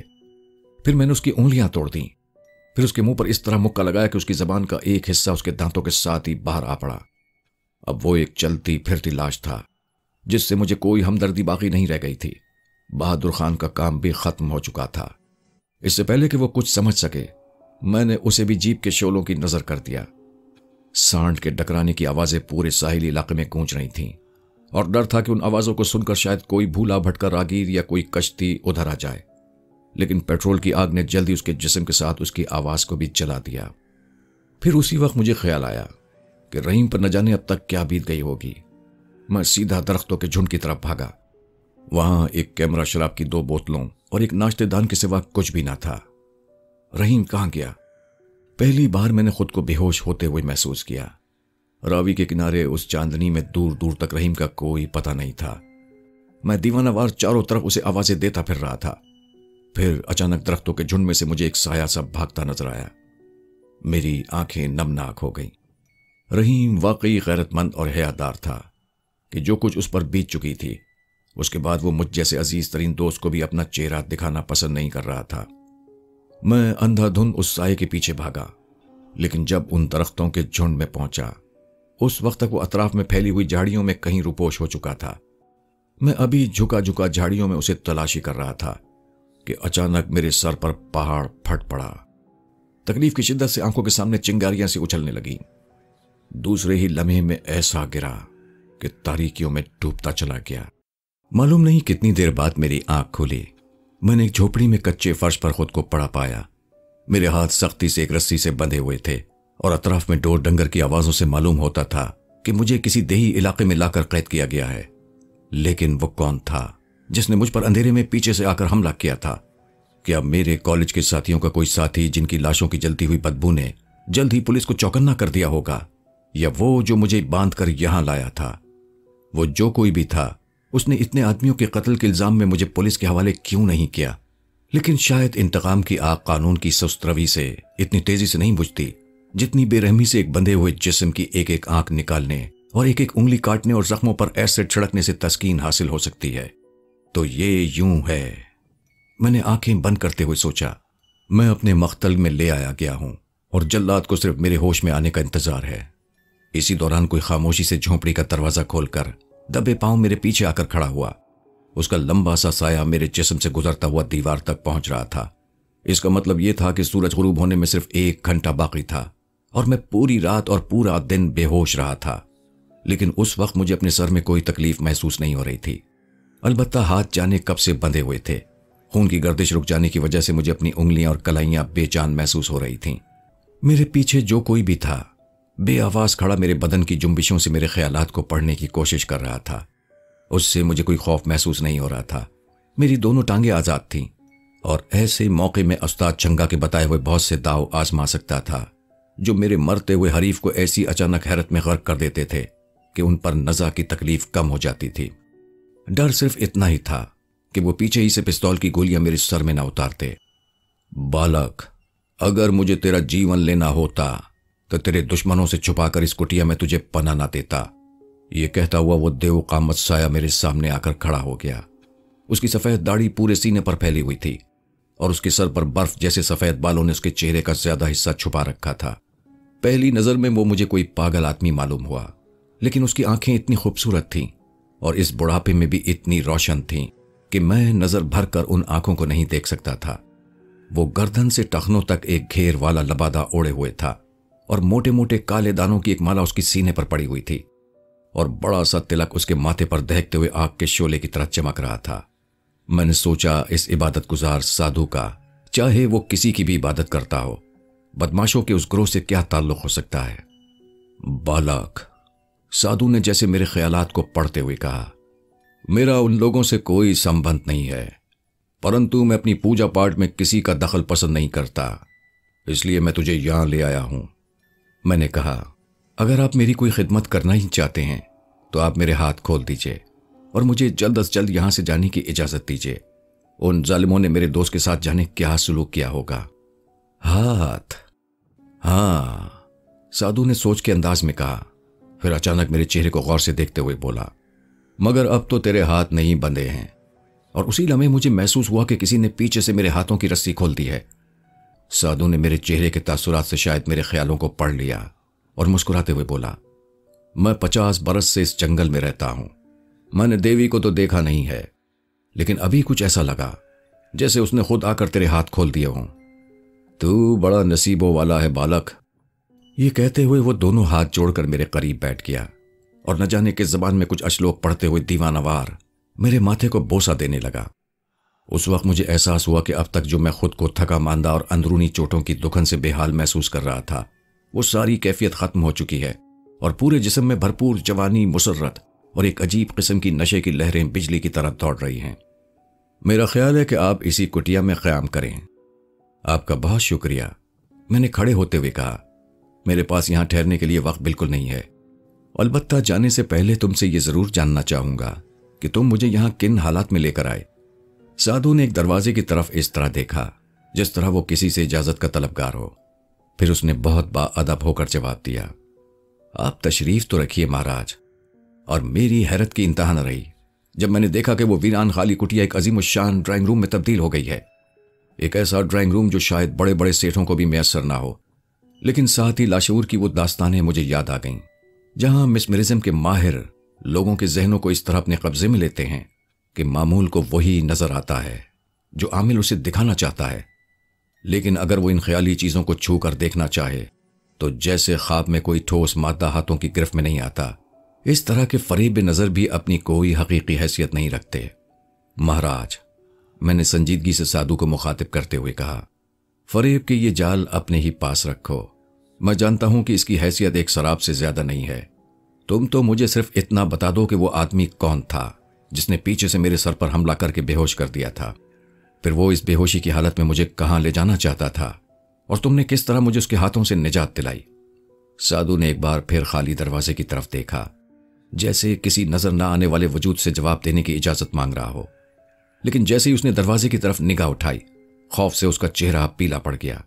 اس کے گھیروے لباس سے کہیں سے ایک نیلا شعلہ چمکا، اور 2-3 سیکنڈز بھی نہ لگے ہوں گے کہ وہاں سادھو مہاراج کے بجائے ایک مٹھی بھر نیلی راکھ پڑی ہوئی تھی، اور پھر وہ راکھ قالین سے ایک بگولے کی طرح ہوا میں تیزی سے گردش کرتا ہوا، وہ بگولا انتہائی بیش قیمت ایرانی قالین پر رقص کرتا ہوا قدیم طرز کے محلات کے ایک محراب سے باہر نکل گیا۔ میں نے اپنے بچپن میں داستان امیر حمزہ پڑھی تھی۔ اس طویل داستان میں بے شمار جادو کے محیر العقول کارنامے پڑے تھے، لیکن اس تھوڑے سے وقفے میں جو کچھ میرے ساتھ پیش آیا تھا وہ خود مجھے بے ہوش کر دینے کے لیے کافی تھا۔ میں بھول گیا کہ گھر سے میں رحیم کی تلاش میں نکلا تھا۔ مجھے یہ بھی یاد نہ رہا کہ رحیم کے بوڑھے باپ پر اس کی غیر حاضری میں کیا بیت رہی ہوگی، یا اگر چھپتے چھپاتے رحیم گھر پہنچ گیا ہے تو اب میری تلاش میں اس نے نہ جانے بے رحم مجرموں کے کس کس اڈے پر میری خاطر کیا کیا اذیتیں نہ اٹھائی ہوں گی۔ میرے سامنے اس وقت ایک جھونپڑی کے بجائے ایک طلسماتی محل تھا۔ قریبی ہیرے جواہرات سے مرصع ایک درخت نما کرسی پڑی تھی، فرش پر ایسے جھل ملاتے خوبصورت فانوس لٹکے ہوئے تھے جن پر نگاہ نہیں ٹھہرتی تھی، دروازوں پر سچے موتیوں کے پردے آویزاں تھے۔ میری عقل حیران تھی کہ اس جادو نگری میں کہاں آ پھنسا اور اب یہاں سے باہر نکلنے کی کیا سبیل ہوگی۔ میں نے فرار کا راستہ اختیار کرنے کے لیے ایک محراب سے پردہ ہٹایا تو وہاں ایسی شاندار خوابگاہ پر نظر پڑی جیسے تاریخی فلموں میں بادشاہوں کی خوابگاہیں دکھائی جاتی ہیں۔ اندر قدم رکھتے ہی چاروں طرف سے اتنی مدھم، ایسی دل آویز موسیقی کی نرم نرم لہریں سرگوشیاں کرتی محسوس ہوئیں کہ جی چاہتا تھا کہ آنکھیں بند کر کے لیٹ جائیں اور پھر مر جائیں۔ جانے وہ موسیقی کا اثر تھا یا میرے وجود کی تھکاوٹ کا اصرار تھا کہ میں اس خوابگاہ کی مسیری پر جا کر گر پڑا جس کے ہلکے نیلے پردوں پر ستارے اس طرح جھلملا رہے تھے جیسے میں انتہائی پرسکون لمحوں میں کھلے آسمان کے نیچے تاروں بھری رات کے نیچے لیٹا ہوا ہوں۔ پھر مجھے یقین ہو گیا کہ میں ایک طویل لیکن ناقابل یقین رنگین خوابگاہ کی کسی راہ گزر میں ہوں، کیونکہ مسیری پر لیٹے ابھی مجھے تھوڑی ہی دیر ہوئی تھی کہ سفید ساڑیوں میں ملبوس 2 داسیاں آہستہ قدموں سے کمرے میں داخل ہوئیں۔ داسیاں کہیں کہ غزالہ کہیں، میں شاعر نہیں ہوں، لیکن ان لڑکیوں کو دیکھ کر اور ان کی جھکی ہوئی نظریں اور تیز چاندنی میں ڈھلے ہوئے چہرے اور پھولوں اور خوشبوؤں سے تراشے ہوئے جسم دیکھ کر دل میں ایک ہوک سی اٹھی کہ کاش میں بھی شاعر ہوتا۔ وہ دونوں داسیاں غیر شعوری طور پر میرے حواس پر چھائی جا رہی تھیں۔ وہ مسیری پر اس طرح آ گئیں جیسے آہستگی سے پھول شاخ سے ٹوٹ کر دامن پر آ گریں۔ ان کی نرم و نازک انگلیاں میرے لباس پر آ کر رک گئیں اور ان میں سے ایک نے کہا، مہاراج آپ کو اشنان کرانے آئے ہیں، پھر بھوجن تیار ہے۔ میں کہاں ہوں؟ میں نے حیرت سے پوچھا۔ ایک آواز آئی، بالک تو اسی کٹیا میں میرے سامنے ہے۔ میں نے نظر اٹھا کر دیکھا، وہی سادھو گیرو کپڑے پہنے، آگ کے شعلوں جیسا تلک لگائے، मोटे मोटे काले दानों की माला पहने मेरे सामने खड़ा था और मैं उसी तरह कुटिया में कच्ची जमीन पर बैठा उसे हैरत से देख रहा था। क्या जिस तजुर्बे से मैं अभी गुजरा वो ख्वाब था या फरेब नजर? साधु ने जवाब दिया, न वो ख्वाब था और न कोई फरेब नजर। कभी कभी यूं होता है बालक कि जन्म कुंडली आने वाले दिनों की एक झलक दिखाकर भाग जाती है। तू बहुत नसीब वाला है। वो नर्म लहजे में बोला, सिकंदर तू हमारा मेहमान है, लेकिन तुम ये नहीं बताओगे कि तुम मुझे यहां किस तरह लेकर आए। ये भी मालूम हो जाएगा। अभी पुलिस उस कातिल की तलाश में है जिसने कई कत्ल करके लाशों को जीप में डालकर जला दिया। तो क्या पुलिस वालों को यह मालूम हो गया कि उन लोगों को मैंने हलाक किया है? जिस जागीरदार की वो जीप थी उसने देर हो जाने की वजह से खुद वहां पहुंचकर वजह मालूम करना चाहिए। उस वक्त तक उनका एक साथी जो दूसरी तरफ पहरा दे रहा था तुम्हें धोखे से बेहोश करने में कामयाब हो गया था। जागीरदार जिस जीप में बैठकर आया था उसमें तुम्हारे हाथ पांव बांधकर तुम्हें वो सीधा पुलिस स्टेशन ले जा रहा था। लेकिन जब वो पुलिस स्टेशन पहुंचा तो जीप में हाथ पांव बंधा वो एक आदमी बेहोश पड़ा था जिसने तुम्हें बेहोश किया था। उसी समय उस्ताद छंगा के खाड़े में 10-15 गवाहों की मौजूदगी में तुम शाम से रात गए तक उस्ताद से दाव पेच सीख रहे थे। बात करते करते साधु अचानक इस तरह चुप हो गया जैसे किसी आवाज पर उसके कान लगे हों। फिर एक मशीन की तरह उसने बोलना शुरू कर दिया। अभी अभी उस आदमी ने पुलिस के सामने इकरार कर लिया है कि असल कातिल वो खुद है और उसने जागीरदार के कहने पर उन सबको कत्ल किया है। जागीरदार ने भी कातिल के लगाए हुए इल्जामात तस्लीम कर लिए हैं। तुम इत्मीनान से शहर जा सकते हो। इस मुख्तसर अरसे में मुझे रंग बदलते हालात का इतना तजुर्बा हो चुका था कि अब कोई अचंबा मेरे लिए अचंबा नहीं रह गया था। मुझे इतना मालूम था कि इस दुनिया में लाशऊर को कब्जा करके नजरबंदी के खेल भी होते हैं और कहीं इन खेलों को जादू टोने का नाम भी दिया जाता है और कहीं इन्हें देवी देवताओं की गैर मरई ताकतों का मजहर समझा जाता है। अलबत्ता ये बात मेरी समझ में नहीं आ रही थी कि मैं बैक वक्त दो जगह कैसे मौजूद हो सकता था। अगर मैं वो था जो रावी के किनारे रहीम के दुश्मनों से बरसरे पैकार था तो मेरी जगह वो दूसरा कौन था जो उस्ताद छंगा के अखाड़े में इस दौरान उस्ताद से मुख्तलिफ दावपेच पर तबादला ख्याल कर रहा था। या फिर यूं भी हो सकता था कि ये साधु अपनी देवी का रोप डालने के लिए कुछ ज्यादा ही मुबालगा आराई से काम ले रहा हो। लेकिन नहीं, ये मुबालगा नहीं था। उस लम्हे मैंने खुद देखा तो ना वो जंगल था, ना वो कुटिया थी और ना कहीं साधु नजर आ रहा था, बल्कि इस बार मैं रहीम के मकान से चंद कदम के फासले पर खड़ा था। वही बात मगरिब का वक्त था और रहीम मुझे देखते ही तीर की तरह तेजी से मेरी तरफ बढ़ा और मेरे सवाल करने से पहले ही खुद पूछने लगा, मैं बड़ी देर से तुम्हारा इंतजार कर रहा था। तुमने मगरिब के बाद आने का वादा किया था, लेकिन अब तो इशा का वक्त हो रहा है। लेकिन बहरहाल वक्त कुछ भी हो, मौलवी साहब के जलसे में वाज सुनने जरूर चलना है। मैं रहीम को हैरत से देखता रहा। वो इस तरह बात कर रहा था जैसे कोई गैर मामूली वाकया रोनमा हुआ ही ना हो। इसमें शक नहीं कि उस दिन कॉलेज से वापसी पर हमने शाम को मौलाना अब्दुल रहमान के वाज में साथ चलने का वादा किया था, लेकिन उस वक्त से लेकर अब तक मेरे अपने ख्याल के मुताबिक 2-3 दिन गुजर चुके थे। और अगर वो साधु सच बोल रहा था तो मेरे बजाय कोई दूसरा आदमी एतराफ जुर्म करने के बाद किसी हवालात में बंद अपने गुनाहों से तौबा कर रहा होगा। और अगर साधु ने वो सब बातें महज इसलिए की थीं कि शहर वापस आते हुए मुझे पुलिस से डर न लगे, तो रहीम की गुफ्तगू तो बता रही थी जैसे इस किस्म का कोई वाकया पेश ही ना आया हो। आज क्या दिन है रहीम? मैंने अपने शक को दूर करने के लिए उससे पूछा। भाई, रहीम ने हंसते हुए जवाब दिया, और का फलसफा खत्म करो, हमें वाज में पहले ही काफी देर हो गई है। और ये कहकर वो मेरा हाथ पकड़कर मोची गेट की तरफ रवाना हो गया, जहां दूर दूर तक लाउड स्पीकर लगे हुए थे और वो अज़दहाम था कि लोग एक दूसरे पर गिर पड़ रहे थे। माइक्रोफोन पर अब्दुल रहमान की आवाज थी कि मालूम होता था कि अल्लाह का शेर धाड़ रहा है। दूसरी सुबह एक आम सी सुबह थी। न मुझसे किसी ने पूछा कि तुम कहां थे और ना मैंने किसी को बताया कि मुझ पर दुनिया का सबसे अजीब व गरीब वाकया गुजर चुका है। कॉलेज पहुंचा तो गेंडा क्लास में मौजूद था, लेकिन उसने मुझे ऐसे देखा जैसे कोई चूंटी को करीब से जाते देखे और उस पर ध्यान भी ना दे। तो फिर ये यूं था। मैंने सोचा कि हिंदू देवमालाई तसव्वुरात ने मुझे एक तवील ख्वाब दिखाया। न मैंने किसी को कत्ल किया और न कॉलेज की आबादी में कोई फर्क पड़ा। एक एक करके वो सारे किरदार दोपहर तक मुझे कॉलेज आते जाते मिल गए, जिन्हें मैं अपनी दानिश में रहीम का इंतकाम लेने के सिलसिले में हलाक कर चुका था। खुद को अब खुद छेड़ते हुए मुझे डर लग रहा था। مشیتی ایزدی کے راستے ہزار ہوتے ہیں، لیکن کٹ پتلیاں اسی راہ سے گزریں گی جس راستے سے کٹ پتلی والا اسے گزارنا چاہے گا۔ پھر بھی میرے ذہن میں اندرونی خلش تھی کہ وہ سادھو، وہ خیالوں کا محل، وہ ہار و سنگھار کے پھولوں سے کہیں زیادہ نرم و نازک داسیاں، اور وہ اندیکھی دیوی، کیا صرف خواب کی باتیں تھیں؟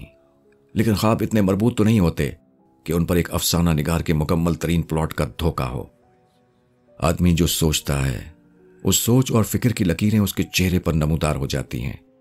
رحیم نے مجھے فکر مند دیکھ کر ایک دن مجھ سے پوچھ ہی لیا، سکندر تم دن بھر کیا سوچتے رہتے ہو؟ میں کئی دن سے تمہیں کچھ پریشان سا دیکھ رہا ہوں۔ رحیم سے آج تک میں نے اپنی زندگی کا کوئی راز نہیں چھپایا تھا۔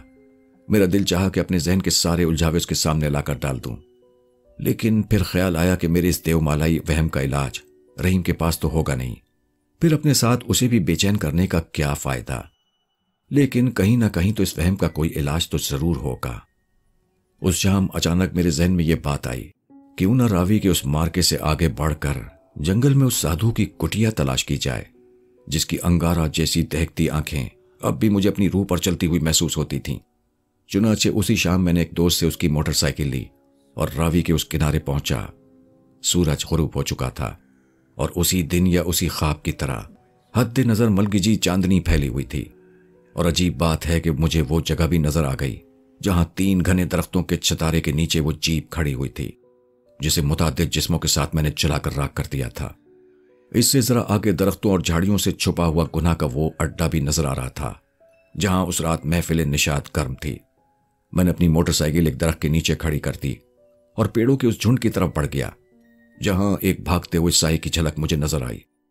میں اب صرف تسکین دل کی خاطر پیڑوں کے جھنڈ کو اور ان جھاڑیوں کو دیکھنا چاہتا تھا جہاں رحیم کی تلاش کرتے ہوئے کسی نے پیچھے سے میرے سر پر لوہے کی کوئی سلاخ اس سختی سے ماری تھی کہ چند سیکنڈز میں ہی بے ہوش ہو گیا تھا، اور پھر وہ عجیب و غریب سادھو کی کٹیا میں میری آنکھ کھلی تھی جس نے بقول خود اس کے آنے والے رنگین زمانوں کی ایک جھلک مجھے دکھائی تھی۔ آدمی بہت ہی جلد باز واقع ہوا ہے۔ میں بظاہر ان مقامات کو دوبارہ دیکھنے آیا تھا، لیکن کہیں میرے لاشعور میں شاید یہ بات چھپی ہوئی تھی کہ کاش میں کسی طرح پھر ایک بار اس خواب کو دیکھوں، لیکن اس خیال کو میں نے جلد ہی اپنے ذہن سے جھٹک دیا۔ مجھے اچھی طرح یاد تھا کہ ایک نیم دائرے میں اگی ہوئی ان جھاڑیوں کی سمت میں چند ہی قدم آگے بڑھا ہوں گا کہ اچانک حادثے کا شکار ہو گیا تھا، اور جب چند قدم آگے بڑھ کر میں اس مقام تک پہنچا تو مجھے جھاڑیوں کے اندر سے کسی لڑکی کی درد اور خوف میں ڈوبی ہوئی ایک چیخ سنائی تھی جسے سنتے ہی میرے جسم کے تمام اعصاب جھنجھنا اٹھے۔ وہی صدیوں پرانا قصہ، فریب و دغا کی 1000 بار کی دہرائی ہوئی کہانی۔ کوئی حریص بیمار ذہن کا نوجوان کسی معصوم لڑکی کو دریا کی سیر کا بہانہ کر کے یہاں تک آیا ہوگا، اور پھر اس لڑکی کی دوسری چیخ ایسی تھی جیسے کسی نے اس کے منہ پر ہاتھ رکھ کر اسے قتل کرنے کے لیے کوئی چاقو وغیرہ کھول لیا ہو، کیونکہ اس چیخ میں موت کا سارا کرب موجود تھا۔ میں نے بغیر سوچے جھاڑیوں کے اس حصے پر چھلانگ لگا دی جہاں سے وہ چیخ ابھری تھی۔ جھاڑیوں پر چھلانگ لگانے کے بعد میری نظر سب سے پہلے گینڈے پر پڑی جو صرف بنیان اور پینٹ پہنے وہاں سے اس طرح اچھل کر بھاگا جیسے اسے کوئی بھوت نظر آ گیا ہو، لیکن چند قدم آگے جا کر اس کے حواس کچھ بحال ہوئے تو اس نے پلٹ کر میری طرف دیکھا۔ چاندنی میں اس رات حسب معمول روشنی کم تھی، لیکن اتنی بھی کم نہیں تھی کہ گینڈے کو مجھے پہچاننے میں کوئی دقت ہوئی ہو۔ وہ 2 من وزنی جسم کے ساتھ پوری طرح میری جانب مڑ گیا اور اس طرح آہستہ قدموں سے آگے بڑھا جیسے کوئی بھینسا اپنے شکار پر چھلانگ لگانے کے لیے پہلے قدم ناپتا ہو۔ اس بار میں اسے اس کی بدعمالیوں کی سزا دینے کے لیے اپنے جسم کو ساکت کیے اس کے متوقع حملے کا انتظار کر رہا تھا کہ کہیں قریبی سے ایک نیم اریاں لڑکی بھیا مجھے بچاؤ، بھیا مجھے بچاؤ کہتی ہوئی پیچھے سے مجھ سے آ کر لپٹ گئی، اور یہی لمحہ تھا جب گینڈے نے بھاگتے ہوئے اپنے سر سے میرے سینے پر بھرپور ٹکر مارنا چاہی۔ مجھے پورا یقین تھا کہ وہ اپنی دانش میں میری اس بے جا مداخلت پر مجھے اذیت ناک سزا دینے کے لیے سب سے پہلے کوشش یہی کرے گا کہ مجھے پہلے زمین پر گرا دے۔ یوں بھی وہ گھنی جھاڑیاں اس کی نظر میں میری قبر کے لیے بہت موزوں جگہ ثابت ہو سکتی تھی۔ میں نے صرف اتنا کیا کہ بہت سکون سے 2 قدم بائیں جانب ہٹ گیا، اور وہ گینڈا اپنی ہی جھونک میں خود ہی جھاڑیوں میں اوندھے منہ جا پڑا۔ میں نے آہستگی سے لڑکی کو اپنے جسم سے علیحدہ کیا، اسے بہت نرم لہجے میں کہا، بہن جب تک میں اس سے بات کرتا ہوں تم جلدی سے اپنا لباس درست کر لو۔ لڑکی کے جسم کا ہلکا ہلکا خوف کا راشا میں اپنے پورے بدن میں محسوس کر رہا تھا۔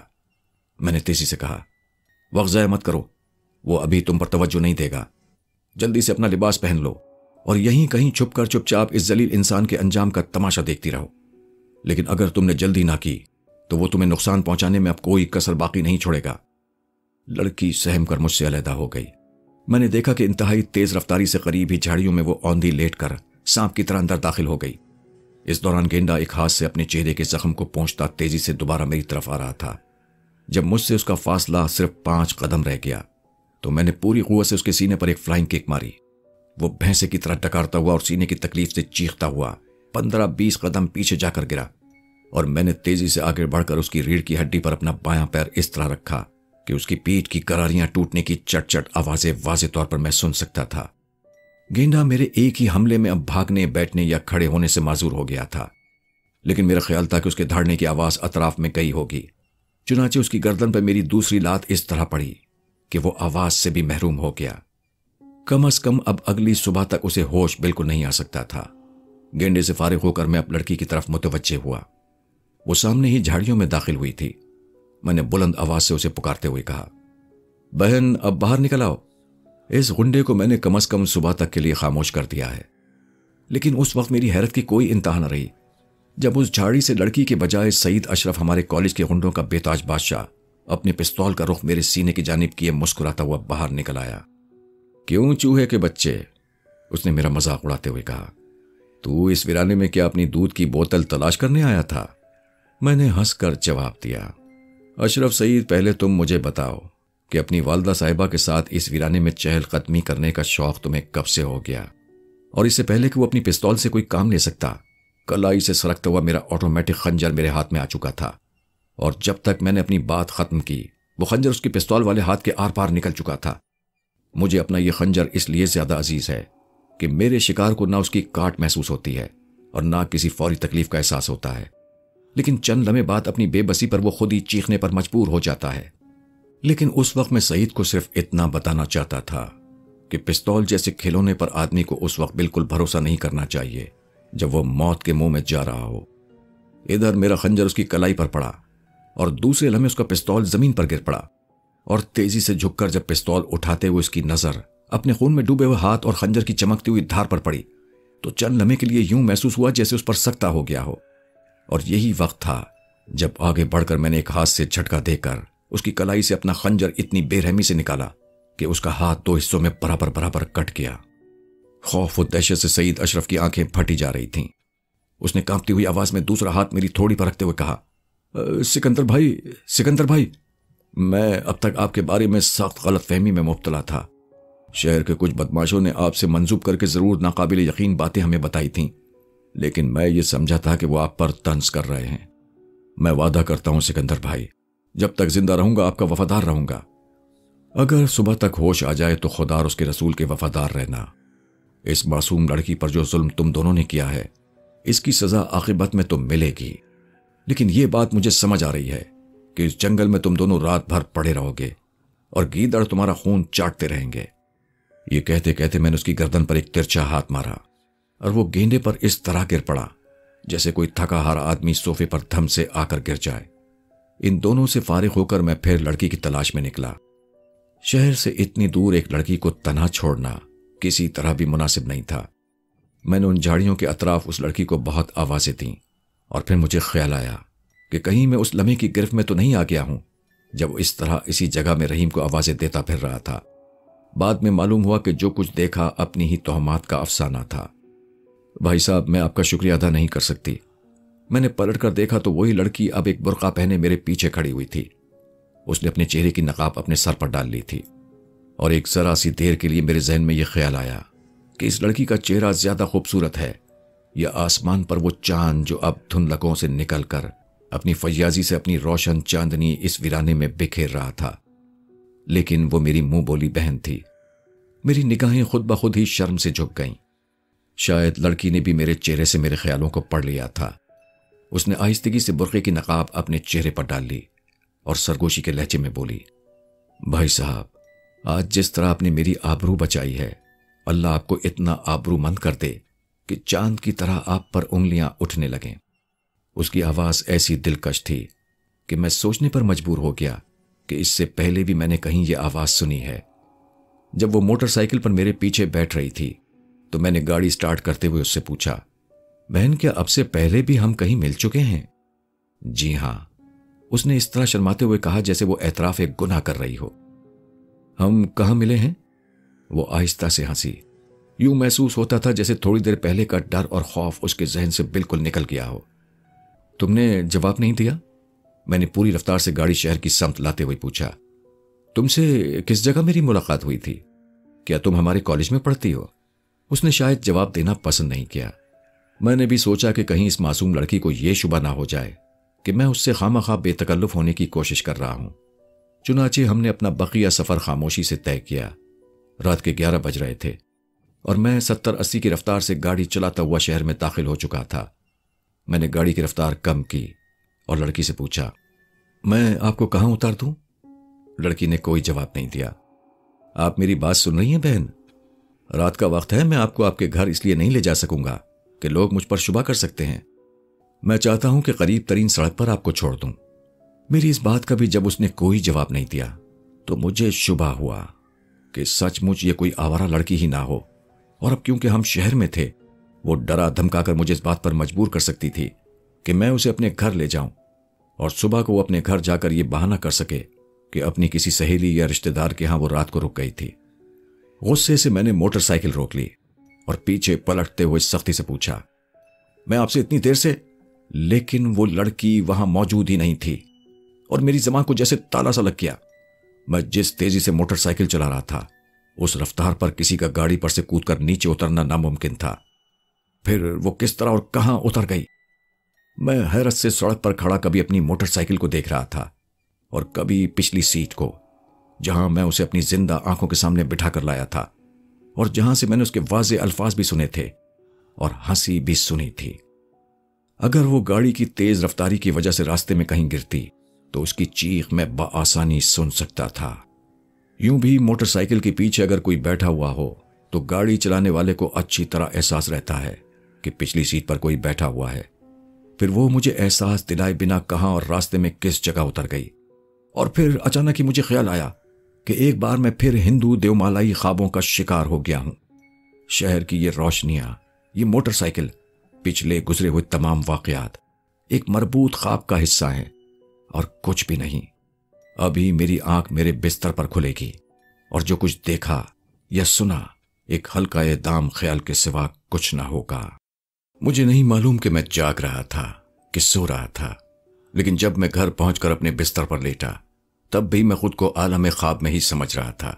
البتہ جب صبح ہوئی اور گرم سورج کی سنہری کرنیں دریچوں سے میرے کمرے میں داخل ہوئیں تو جسم اتنا تھکا ہوا تھا جیسے رات میں نے بے خوابی میں بسر کی ہو۔ سب سے پہلے میں نیم گرم پانی سے دیر تک غسل کرتا رہا اور تر و تازہ ہو کر جب باہر آیا تو جسم کی کسل مندی بہت حد تک دور ہو چکی تھی۔ ناشتے سے فارغ ہو کر اب میں جلد سے جلد کالج پہنچ کر یہ معلوم کرنا چاہتا تھا کہ رات کے میرے دونوں شکار کیا پہلے کی طرح مجھے پہچانیں گے یا نہیں۔ لیکن میں ابھی ناشتہ ہی کر رہا تھا کہ رحیم نے بڑی تیزی سے میرے کمرے کا دروازہ کھولا۔ اس کی سانس پھولی ہوئی تھی اور چہرے پر وحشت برس رہی تھی۔ مجھے دیکھتے ہی وہ اس محبت سے مجھ سے آ کر لپٹ گیا جیسے اس نے میرے بارے میں کوئی وحشت ناک خبر سنی ہو۔ کیا بات ہے رحیم، تم بہت گھبرائے ہوئے ہو؟ وہ پولیس میرے گھر آئی تھی اور تم پر اقدام قتل کا مقدمہ ہے۔ وہ لوگ مجھ سے پوچھنا چاہ رہے تھے کہ تم میرے گھر میں تو نہیں چھپے ہوئے ہو۔ کیسا مقدمہ؟ میں نے حیرت سے پوچھا۔ اگر مجھ پر کوئی مقدمہ ہے بھی تو انہیں پہلے میرے گھر آ کر میری تلاشی لینی چاہیے تھی۔ وہ یہاں سے صبح ہی تلاشی لے کر جا چکے ہیں، تم انہیں یہاں نہیں ملے۔ پھر وہ میرے گھر پر پہنچے اور انہوں نے مجھے بتایا کہ 2 زخمیوں کی حالت بے حد خراب ہے، خاص طور سے سعید اشرف کے جسم سے اتنا خون بہہ چکا ہے کہ اس کے بچنے کی کوئی امید نہیں ہے۔ گینڈے کی ریڑھ کی ہڈی جگہ جگہ سے ٹوٹ گئی ہے۔ ڈاکٹر کہتے ہیں کہ اس کے زندہ رہنے کی صرف چند فیصد امید ہے۔ دونوں کو آکسیجن ٹینٹ میں رکھا گیا ہے، لیکن پولیس والے تم پر دوہرے قتل کا مقدمہ چلانے کی پوری تیاری کر چکے ہیں۔ میں تم سے صرف اتنا کہنے آیا ہوں کہ موقع ملتے ہی تم میرے گھر آ جانا۔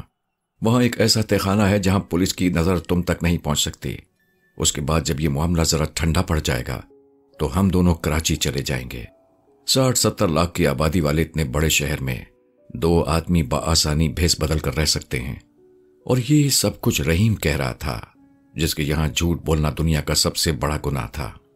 میری محبت میں وہ جھوٹ تک بولنے پر آمادہ ہو گیا تھا، مگر میری سمجھ میں یہ نہیں آ رہا تھا کہ اگر پولیس صبح منہ اندھیرے مجھے یہاں تلاش کرنے آئی تھی تو مجھے گرفتار کرنے میں کون سا امر مانے تھا۔ مجھے اچھی طرح یاد تھا کہ رات میں نے اپنی خوابگاہ میں ہی بسر کی تھی۔ اگر پولیس یہاں آتی تو میری آنکھ یقیناً کھل جاتی۔ تمہارے گھر پولیس والے کس وقت پہنچے تھے؟ تقریباً صبح 8 بجے۔ میں ان کے جاتے ہی سیدھا تمہارے پاس ہی آ رہا ہوں۔ تم بھی شاید ابھی یہاں پہنچے ہوگے۔ میں اگر اسے بتا دیتا کہ میں اپنے بستر پر ہی سو رہا تھا تو وہ میری بات پر بالکل یقین نہیں کرتا۔ اسے یہ دکھ علیحدہ ہوتا کہ میں نے اس سے حقیقت کو چھپانے کی کوشش کی ہے۔ مجھے مجبوراً اس سے جھوٹ بولنا پڑا۔ ہاں، میں ابھی گھر پہنچا ہوں۔ ان لوگوں سے تمہارا مقابلہ کہاں ہوا تھا؟ میں کچھ دیر خاموش رہا، پھر میں نے اچانک اسے سوال کیا، رحیم، کیا تم مجھ پر، میری دوستی پر، میری وفاداریوں پر پورا یقین رکھتے ہو؟ رحیم کی آنکھوں میں آنسو آ گئے۔ سکندر، میں تم پر اتنا یقین رکھتا ہوں کہ تمہارے لیے جان نظر کر سکتا ہوں، تو یہ سوال ابھی مجھ سے مت پوچھو۔ میں خود اس وقت اتنا الجھا ہوا ہوں کہ واضح طور پر نہیں بتا سکتا کہ یہ سب کچھ کیسے ہوا اور کیوں ہوا۔ یوں معلوم ہوتا ہے جیسے کسی نے کوئی ایسا خواب دیکھا ہو جس کی حدیں کہیں کہیں پر حقیقت سے جا ملتی ہوں۔ تم مجھ سے کھل کر کیوں نہیں بات کرتے؟ اس لیے کہ ابھی میرے ذہن میں خود کوئی واضح چیز نہیں ہے، لیکن یقین کرو، سب سے پہلے میں تمہیں کو حقیقت حال بتاؤں گا۔ بس ذرا سی مجھے مہلت دے دو کہ میں کچھ سوچنے سمجھنے کے قابل ہو جاؤں۔ ان واقعات نے تمہارے ذہن پر برا اثر ڈالا ہے۔ وہ میری طرف سے بہت فکر مند دکھائی دے رہا تھا۔ ہاں، حالات کچھ ایسے ہیں کہ میں ان کا صحیح تجزیہ نہیں کر پا رہا ہوں۔ خیر، چھوڑو ان باتوں کو، اس نے تسلی آمیز لہجے میں جواب دیا۔ تم اب ایسا کرو کہ میں یہاں تمہارے بستر پر لیٹ جاتا ہوں اور تم گلیوں گلیوں میں چھپتے چھپاتے سیدھے میرے گھر چلے جاؤ، جہاں میں ساری ہدایات دے آیا ہوں۔ جب تک میں نہ آ جاؤں تم تہخانے سے باہر نہ نکلنا۔ نہیں، مجھے ابھی بہت سے کام انجام دینے ہیں، میں نے قطعی لہجے میں جواب دیا۔ شکور کی موٹر سائیکل میرے دروازے کے اندر کھڑی ہے، وہ موٹر سائیکل کسی طرح تم اس تک پہنچا دو۔ اسے میرا یہ پیغام دے دینا کہ اگر موٹر سائیکل کے بارے میں کوئی اس سے پوچھے تو وہ یہی جواب دے کہ کل سے وہ موٹر سائیکل اس کے پاس ہے۔ لیکن اگر اس دوران پولیس یہاں آ گئی؟ اس نے خوفزدہ لہجے میں سوال کیا۔ اس وقت تک میں چھتوں پر سے نکلتا ہوا بہت دور نکل جاؤں گا، میں نے مسکرا کر جواب دیا۔ لیکن اگر تم نے موٹر سائیکل پہنچانے میں دیر کی تو پولیس کو خواہ میرے خلاف ایک ثبوت مل جائے گا۔ رحیم مجھ سے محتاط رہنے کا وعدہ وعید لے کر اسی وقت موٹر سائیکل لے کر روانہ ہو گیا، اور اب میرے پاس وقت تھا کہ میں حالات کا عقلی تجزیہ کر سکوں۔ سب سے پہلا سوال یہ تھا کہ راتوں رات پولیس اس ویرانے میں کیسے جا پہنچی، کیونکہ میں نے ان دونوں کو اس قابل نہیں چھوڑا تھا کہ وہ خود چل کر شہر آ سکیں۔ دوسرے، وہ لڑکی کون تھی جس کی چیخ سن کر میں نے خود کو اتنے بڑے حادثے میں ملوث کر لیا تھا؟ اگر کہیں سے وہ لڑکی دستیاب ہو سکے یا اس کا کہیں سے کوئی پتہ چل سکے تو وہ میری بے گناہی کی گواہی دے سکتی تھی، لیکن اس لڑکی کا تیز رفتار موٹر سائیکل سے ایک دم غائب ہو جانا خود اپنی جگہ ایک ناقابل یقین واقعہ تھا۔ کیا اس لڑکی کا اس سادھو سے کوئی تعلق تھا جو اپنی آنکھوں کے ایک اشارے سے حالات کو کبھی حقیقت اور کبھی خواب بنا سکتا تھا؟ میں بہت دیر تک اس مسئلے پر غور کرتا رہا اور پھر اس نتیجے پر پہنچا کہ شروع ہی سے مجھے اس کیس میں پھانسنے کے لیے کہیں بہت بڑی سازش کی جا رہی تھی، اور وہ لڑکی اس سازش کی سب سے بڑی کڑی تھی۔ ابھی میں واقعات پر غور ہی کر رہا تھا کہ آہستہ سے میرے مکان کے بیرونی دروازے کے کھلنے کی آواز سنائی تھی۔ میں نے چلتے وقت رحیم کو خاص طور پر تاکید کر دی تھی کہ باہر سے تالا ڈال کر جائے، بلکہ سب سے پہلے خود اسی نے یہ تجویز پیش کی تھی۔ پھر یہ آنے والا کون ہو سکتا تھا؟ میں نے لپک کر اپنی خوابگاہ کو بند کر لیا اور ایک جھرری سے جھانک کر دیکھنے لگا کہ آنے والا کون ہے، اور میری حیرت کی انتہا نہ رہی جب موچی گیٹ کے سب سے بڑے قاتل جیرے دادا کو میں نے دبے پاؤں اپنے کمرے کی طرف بڑھتے ہوئے دیکھا۔ وہ ایک پیشہ ور قاتل تھا۔ نواب کالا باغ مرحوم کے زمانے میں اسے پھانسی کی سزا دی گئی تھی۔ اس کے ساتھ ہی جیل ہی میں اپیلوں پر اپیلیں دائر کر رہے تھے، یہاں تک کہ ادھر مرحوم نواب قتل ہوئے، اور اس واقعے کے چند ماہ بعد جیرے دادا، جس نے 18 قتل کیے تھے اور کئی سال بعد پولیس کے ہتھے چڑھا تھا، باعزت طور پر بری ہو گیا تھا۔ اب وہ بہت کم گھر سے باہر نکلتا تھا، لیکن جب کبھی ہفتے عشرے میں لوگ اسے کسی سڑک پر سے گزرتا دیکھ لیتے تھے تو انہیں یقین ہو جاتا تھا کہ آج اس سڑک پر یا اس سڑک سے آگے پولیس کو کہیں ایک اور لاش پڑی مل جائے گی۔ قاتل اور وجہ قتل دونوں کا کبھی پتہ نہیں چلتا تھا، میں نے جیرے دادا کو کبھی اتنے قریب سے نہیں دیکھا تھا۔ اس کے ہاتھ غیر معمولی طور پر لمبے تھے، عمر 30 سال کے لگ بھگ ہوگی، چہرہ ماضی کے زخموں سے مسخ ہو گیا تھا۔ وہ آہستہ آہستہ ایک شاہانہ وقار سے میری خوابگاہ کی طرف بڑھ رہا تھا۔ یوں محسوس ہوتا تھا جیسے نہ اسے کسی قانون کا ڈر ہے اور نہ وہ کسی شے سے خوفزدہ ہونا جانتا ہے۔ اس کی چال بتا رہی تھی کہ وہ میرے پاس نہیں بلکہ اپنے مقصد کی جانب بڑھ رہا ہے۔ اچھا جیرے استاد، میں نے دل میں سوچا، تم لاکھ کرائے کے قاتل صحیح، اور یہ بھی وجہ ہے کہ اس وقت مجھے پولیس نے دوہرے قتل کے الزام میں ماخوذ کیا ہوا ہے، مگر جب الزام ہی عائد کرنا ٹھہرا تو یہ تیسرا الزام بھی میں اپنے اوپر لیتا ہوں۔ یہ سوچتے ہوئے میں نے اپنی کلائی کو مخصوص انداز میں جھٹکا دیا اور میرا خنجر نیام سے نکل کر باہر آ گیا، اور جیسے ہی جیرے دادا دروازے کے قریب آیا میں نے دھڑام سے دروازہ اس کے منہ پر کھول دیا۔ میں سمجھتا ہوں کہ صرف 5 انچ کا فاصلہ رہ گیا ہوگا، ورنہ وہ کواڑ کا ایک پٹ ہی اس کے جبڑے کا قیمہ بنا کر رکھ دیتا۔ جیرے کو شاید امید نہیں تھی۔ خوفزدہ ہو کر وہ پیچھے کو اچھلا اور اسی دوران میں اچھل کر اس کے بھینسے جیسی گردن پر اپنے دائیں ہاتھ کا ترچھا وار مار چکا تھا۔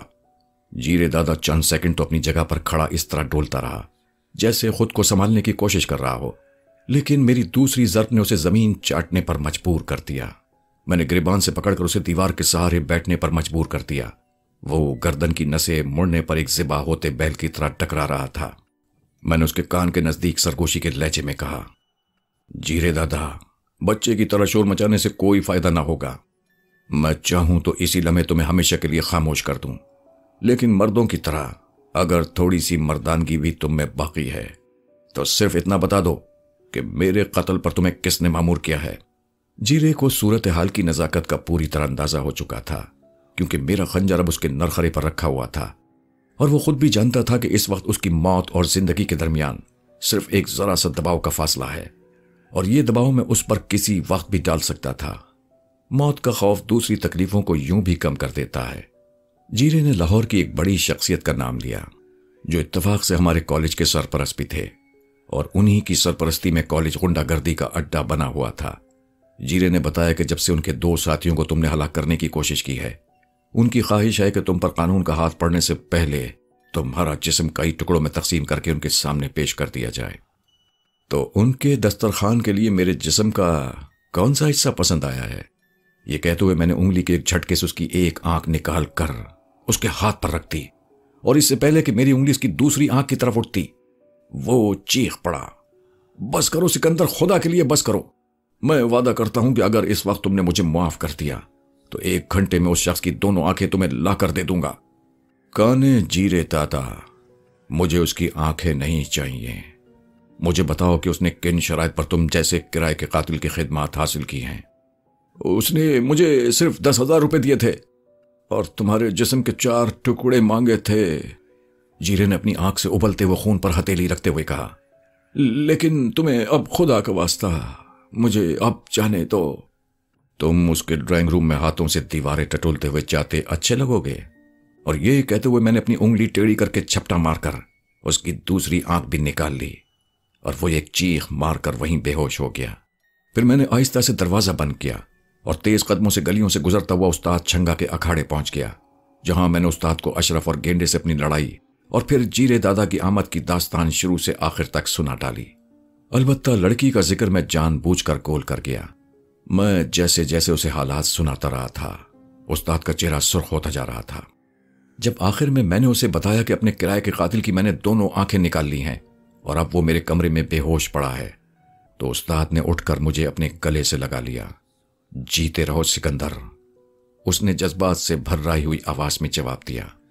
اس وقت تم نے اپنے استاد کی لاج رکھ لی۔ اور یہ کہتے ہوئے اس نے اپنے خاص شاگرد منگو کو آواز دی، اسے حکم دیا کہ میرے گھر پر اس زنانے جیرے کا بے ہوش جسم پڑا ہے، اسے ابھی اٹھا کر ان صاحب کی کوٹھی میں ڈال آئے۔ ان صاحب کا معاملہ اور میرا معاملہ وہ خود ہی سمجھ لے گا، لیکن اس وقت تو پولیس سے چھٹکارا حاصل کرنا ہے۔ پھر وہ یکدم میری جانب پلٹ پڑا۔ چل سکندر، پولیس اسٹیشن چلتے ہیں اور وہاں چل کر ضمانت شمانت کا انتظام کرتے ہیں، بعد میں جو کچھ ہوگا دیکھا جائے گا۔ استاد چھنگا میں ساری اچھائیاں تھیں، لیکن ایک بار وہ جو طے کر لیتا تھا پھر کسی زبان سے اس کی مخالفت برداشت نہیں کر سکتا تھا۔ مجھے اچھی طرح معلوم تھا کہ ان صاحب کے اثر و رسوخ کی بنا پر ضمانت کا سوال تو بعد کو پیدا ہوگا۔ پولیس مفرور ملزم کی حیثیت سے مجھ سے اعتراف جرم کرانے کے لیے عدالت سے میرا جسمانی ریمانڈ پہلے ہی حاصل کر چکی ہوگی، اور مجھے اس دوران حوالات میں جس اذیت سے گزرنا پڑے گا اس سے بھی میں بخوبی واقف تھا۔ لیکن اس وقت استاد چھنگا کی مخالفت کا مطلب یہ تھا کہ اس کے فیصلے میں کوئی سقم تھا اور وہ ہر چیز برداشت کر سکتا تھا، مگر اپنے کسی فیصلے میں سقم اسے کبھی منظور نہیں ہوا۔ منگو استاد کا حکم بجا لانے کے لیے اپنے 3-4 ساتھیوں کے ساتھ پہلے ہی اکھاڑے سے روانہ ہو چکا تھا۔ دن کے 11 بج رہے ہوں گے۔ استاد نے جلدی جلدی اپنی پگڑی کو 2-4 بل دیے، ہاتھ میں ڈنڈا لیا اور میرا ہاتھ پکڑ کر بولا، چل سکندر، ذرا آج پولیس والوں سے بھی 2 باتیں ہو جائیں۔ اس طرف گئے ہوئے بھی کئی دن ہو گئے ہیں۔ میں گردن جھکائے استاد کے ساتھ چلنے کو تیار ہو گیا۔ ہمیں جاتا دیکھ کر استاد کے 2-4 شاگردوں نے بھی جلدی جلدی کپڑے پہننا شروع کیے۔ استاد نے ایک نظر ادھر ڈالی اور باہر جاتے جاتے رک گیا۔ حرام خوروں، تم کہاں جا رہے ہو؟ کوئی اپنے سکندر کی شادی ہو رہی ہے جس کے لیے سارے باراتیوں کا جانا ضروری ہے؟ تم لوگ جب تک مٹھائی شٹائی کا انتظام کرو، میں اسے لے کر ابھی واپس آتا ہوں۔ مجھے معلوم تھا کہ پولیس اسٹیشن سے واپسی ناممکن ہے، لیکن استاد کا دل رکھنے کے لیے مجھے بھی کہنا پڑا، گھنٹے آدھ گھنٹے کی بات ہی ہے، ہم لوگ ابھی واپس آ جائیں گے، تم لوگ جب تک یہیں انتظار کرو۔ اس دوران استاد کا بھڑکیلا تانگا اکھاڑے کے دروازے پر آ کر کھڑا ہو گیا تھا۔ استاد چھنگا نے سب سے پہلے تو گھوڑے کو چند غیر مہذب گالیاں دیں، اس کے پٹھوں پر 2-4 کس کس کے ہاتھ جمائے، پھر اگلی نشست پر بیٹھ کر بھاگیں اپنے ہاتھ میں لے لیں اور مجھے اپنے برابر بٹھا کر تانگا سر پر توڑا دیا۔ میں نے پوچھا، استاد یہ کیسے معلوم ہوگا کہ ہمیں کس تھانے میں رپورٹ درج کرنا ہے؟ میری جان، ہر تھانہ برابر ہوتا ہے، کسی بھی قریبی تھانے پر اتر جائیں گے اور وہاں سے ساری معلومات مل جائیں گی۔ انارکلی کے چوراہے پر جب ہم پہنچے تو میری آنکھیں کھلی کی کھلی رہ گئیں۔ وہ جنگل والا سادھو فٹ پاتھ پر بیٹھا ہمیں دیکھتے ہوئے صدا لگا رہا تھا، جہاں بھی جاؤ بھلا، پرنتو سادھو کو ایک چائے پلا۔ میں نے استاد سے منت کی کہ اگر 2-4 منٹ کے لیے تانگا روک لیں تو میں اس سادھو سے تھوڑی دیر بات کرنا چاہتا ہوں۔ ابے چمن کی اولاد، بات کیا کرتا ہے؟ یہ سادھو تیری چائے تھوڑی پیے گا، اس وقت وہ رحم دل کچھ زیادہ ہی ہو رہا ہے۔ یہ کہہ کر انہوں نے اپنی انٹی سے 1 روپیہ نکال کر مجھے دیتے ہوئے کہا، جا یہ پیسے اسے دیا، آدمی سب برابر، کیا پتا سالے کو چائے اب تک سچ مچ نہ ملی ہو۔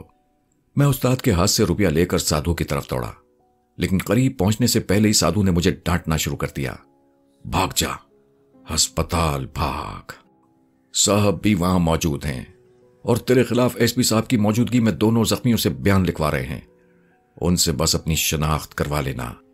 اگر انہوں نے کہہ دیا کہ اسے تو ہم نے کبھی نہیں دیکھا تو پولیس تھانے جانے کی ضرورت ہی نہیں پڑے گی۔ میں کچھ کہنا چاہتا تھا کہ سادھو وہاں سے غائب تھا۔ اب مجھے اس کے غائب ہونے پر کوئی تعجب نہیں ہوا، البتہ میری سمجھ میں یہ نہیں آ رہا تھا کہ استاد نے اگر سادھو مہاراج کو اس طرح غائب ہوتے دیکھ لیا ہے تو اس کا رد عمل کیا ہوگا۔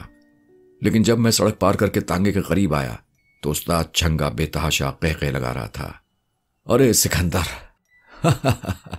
سکندر، یہ کہتے ہوئے اپنا پیٹ پکڑ کر ہنس رہا تھا۔ تو نے دیکھا کہ ادھر تو نے سادھو کے ہاتھ پر روپیہ رکھا اور کس طرح وہ ہوٹل کی طرف بھاگا۔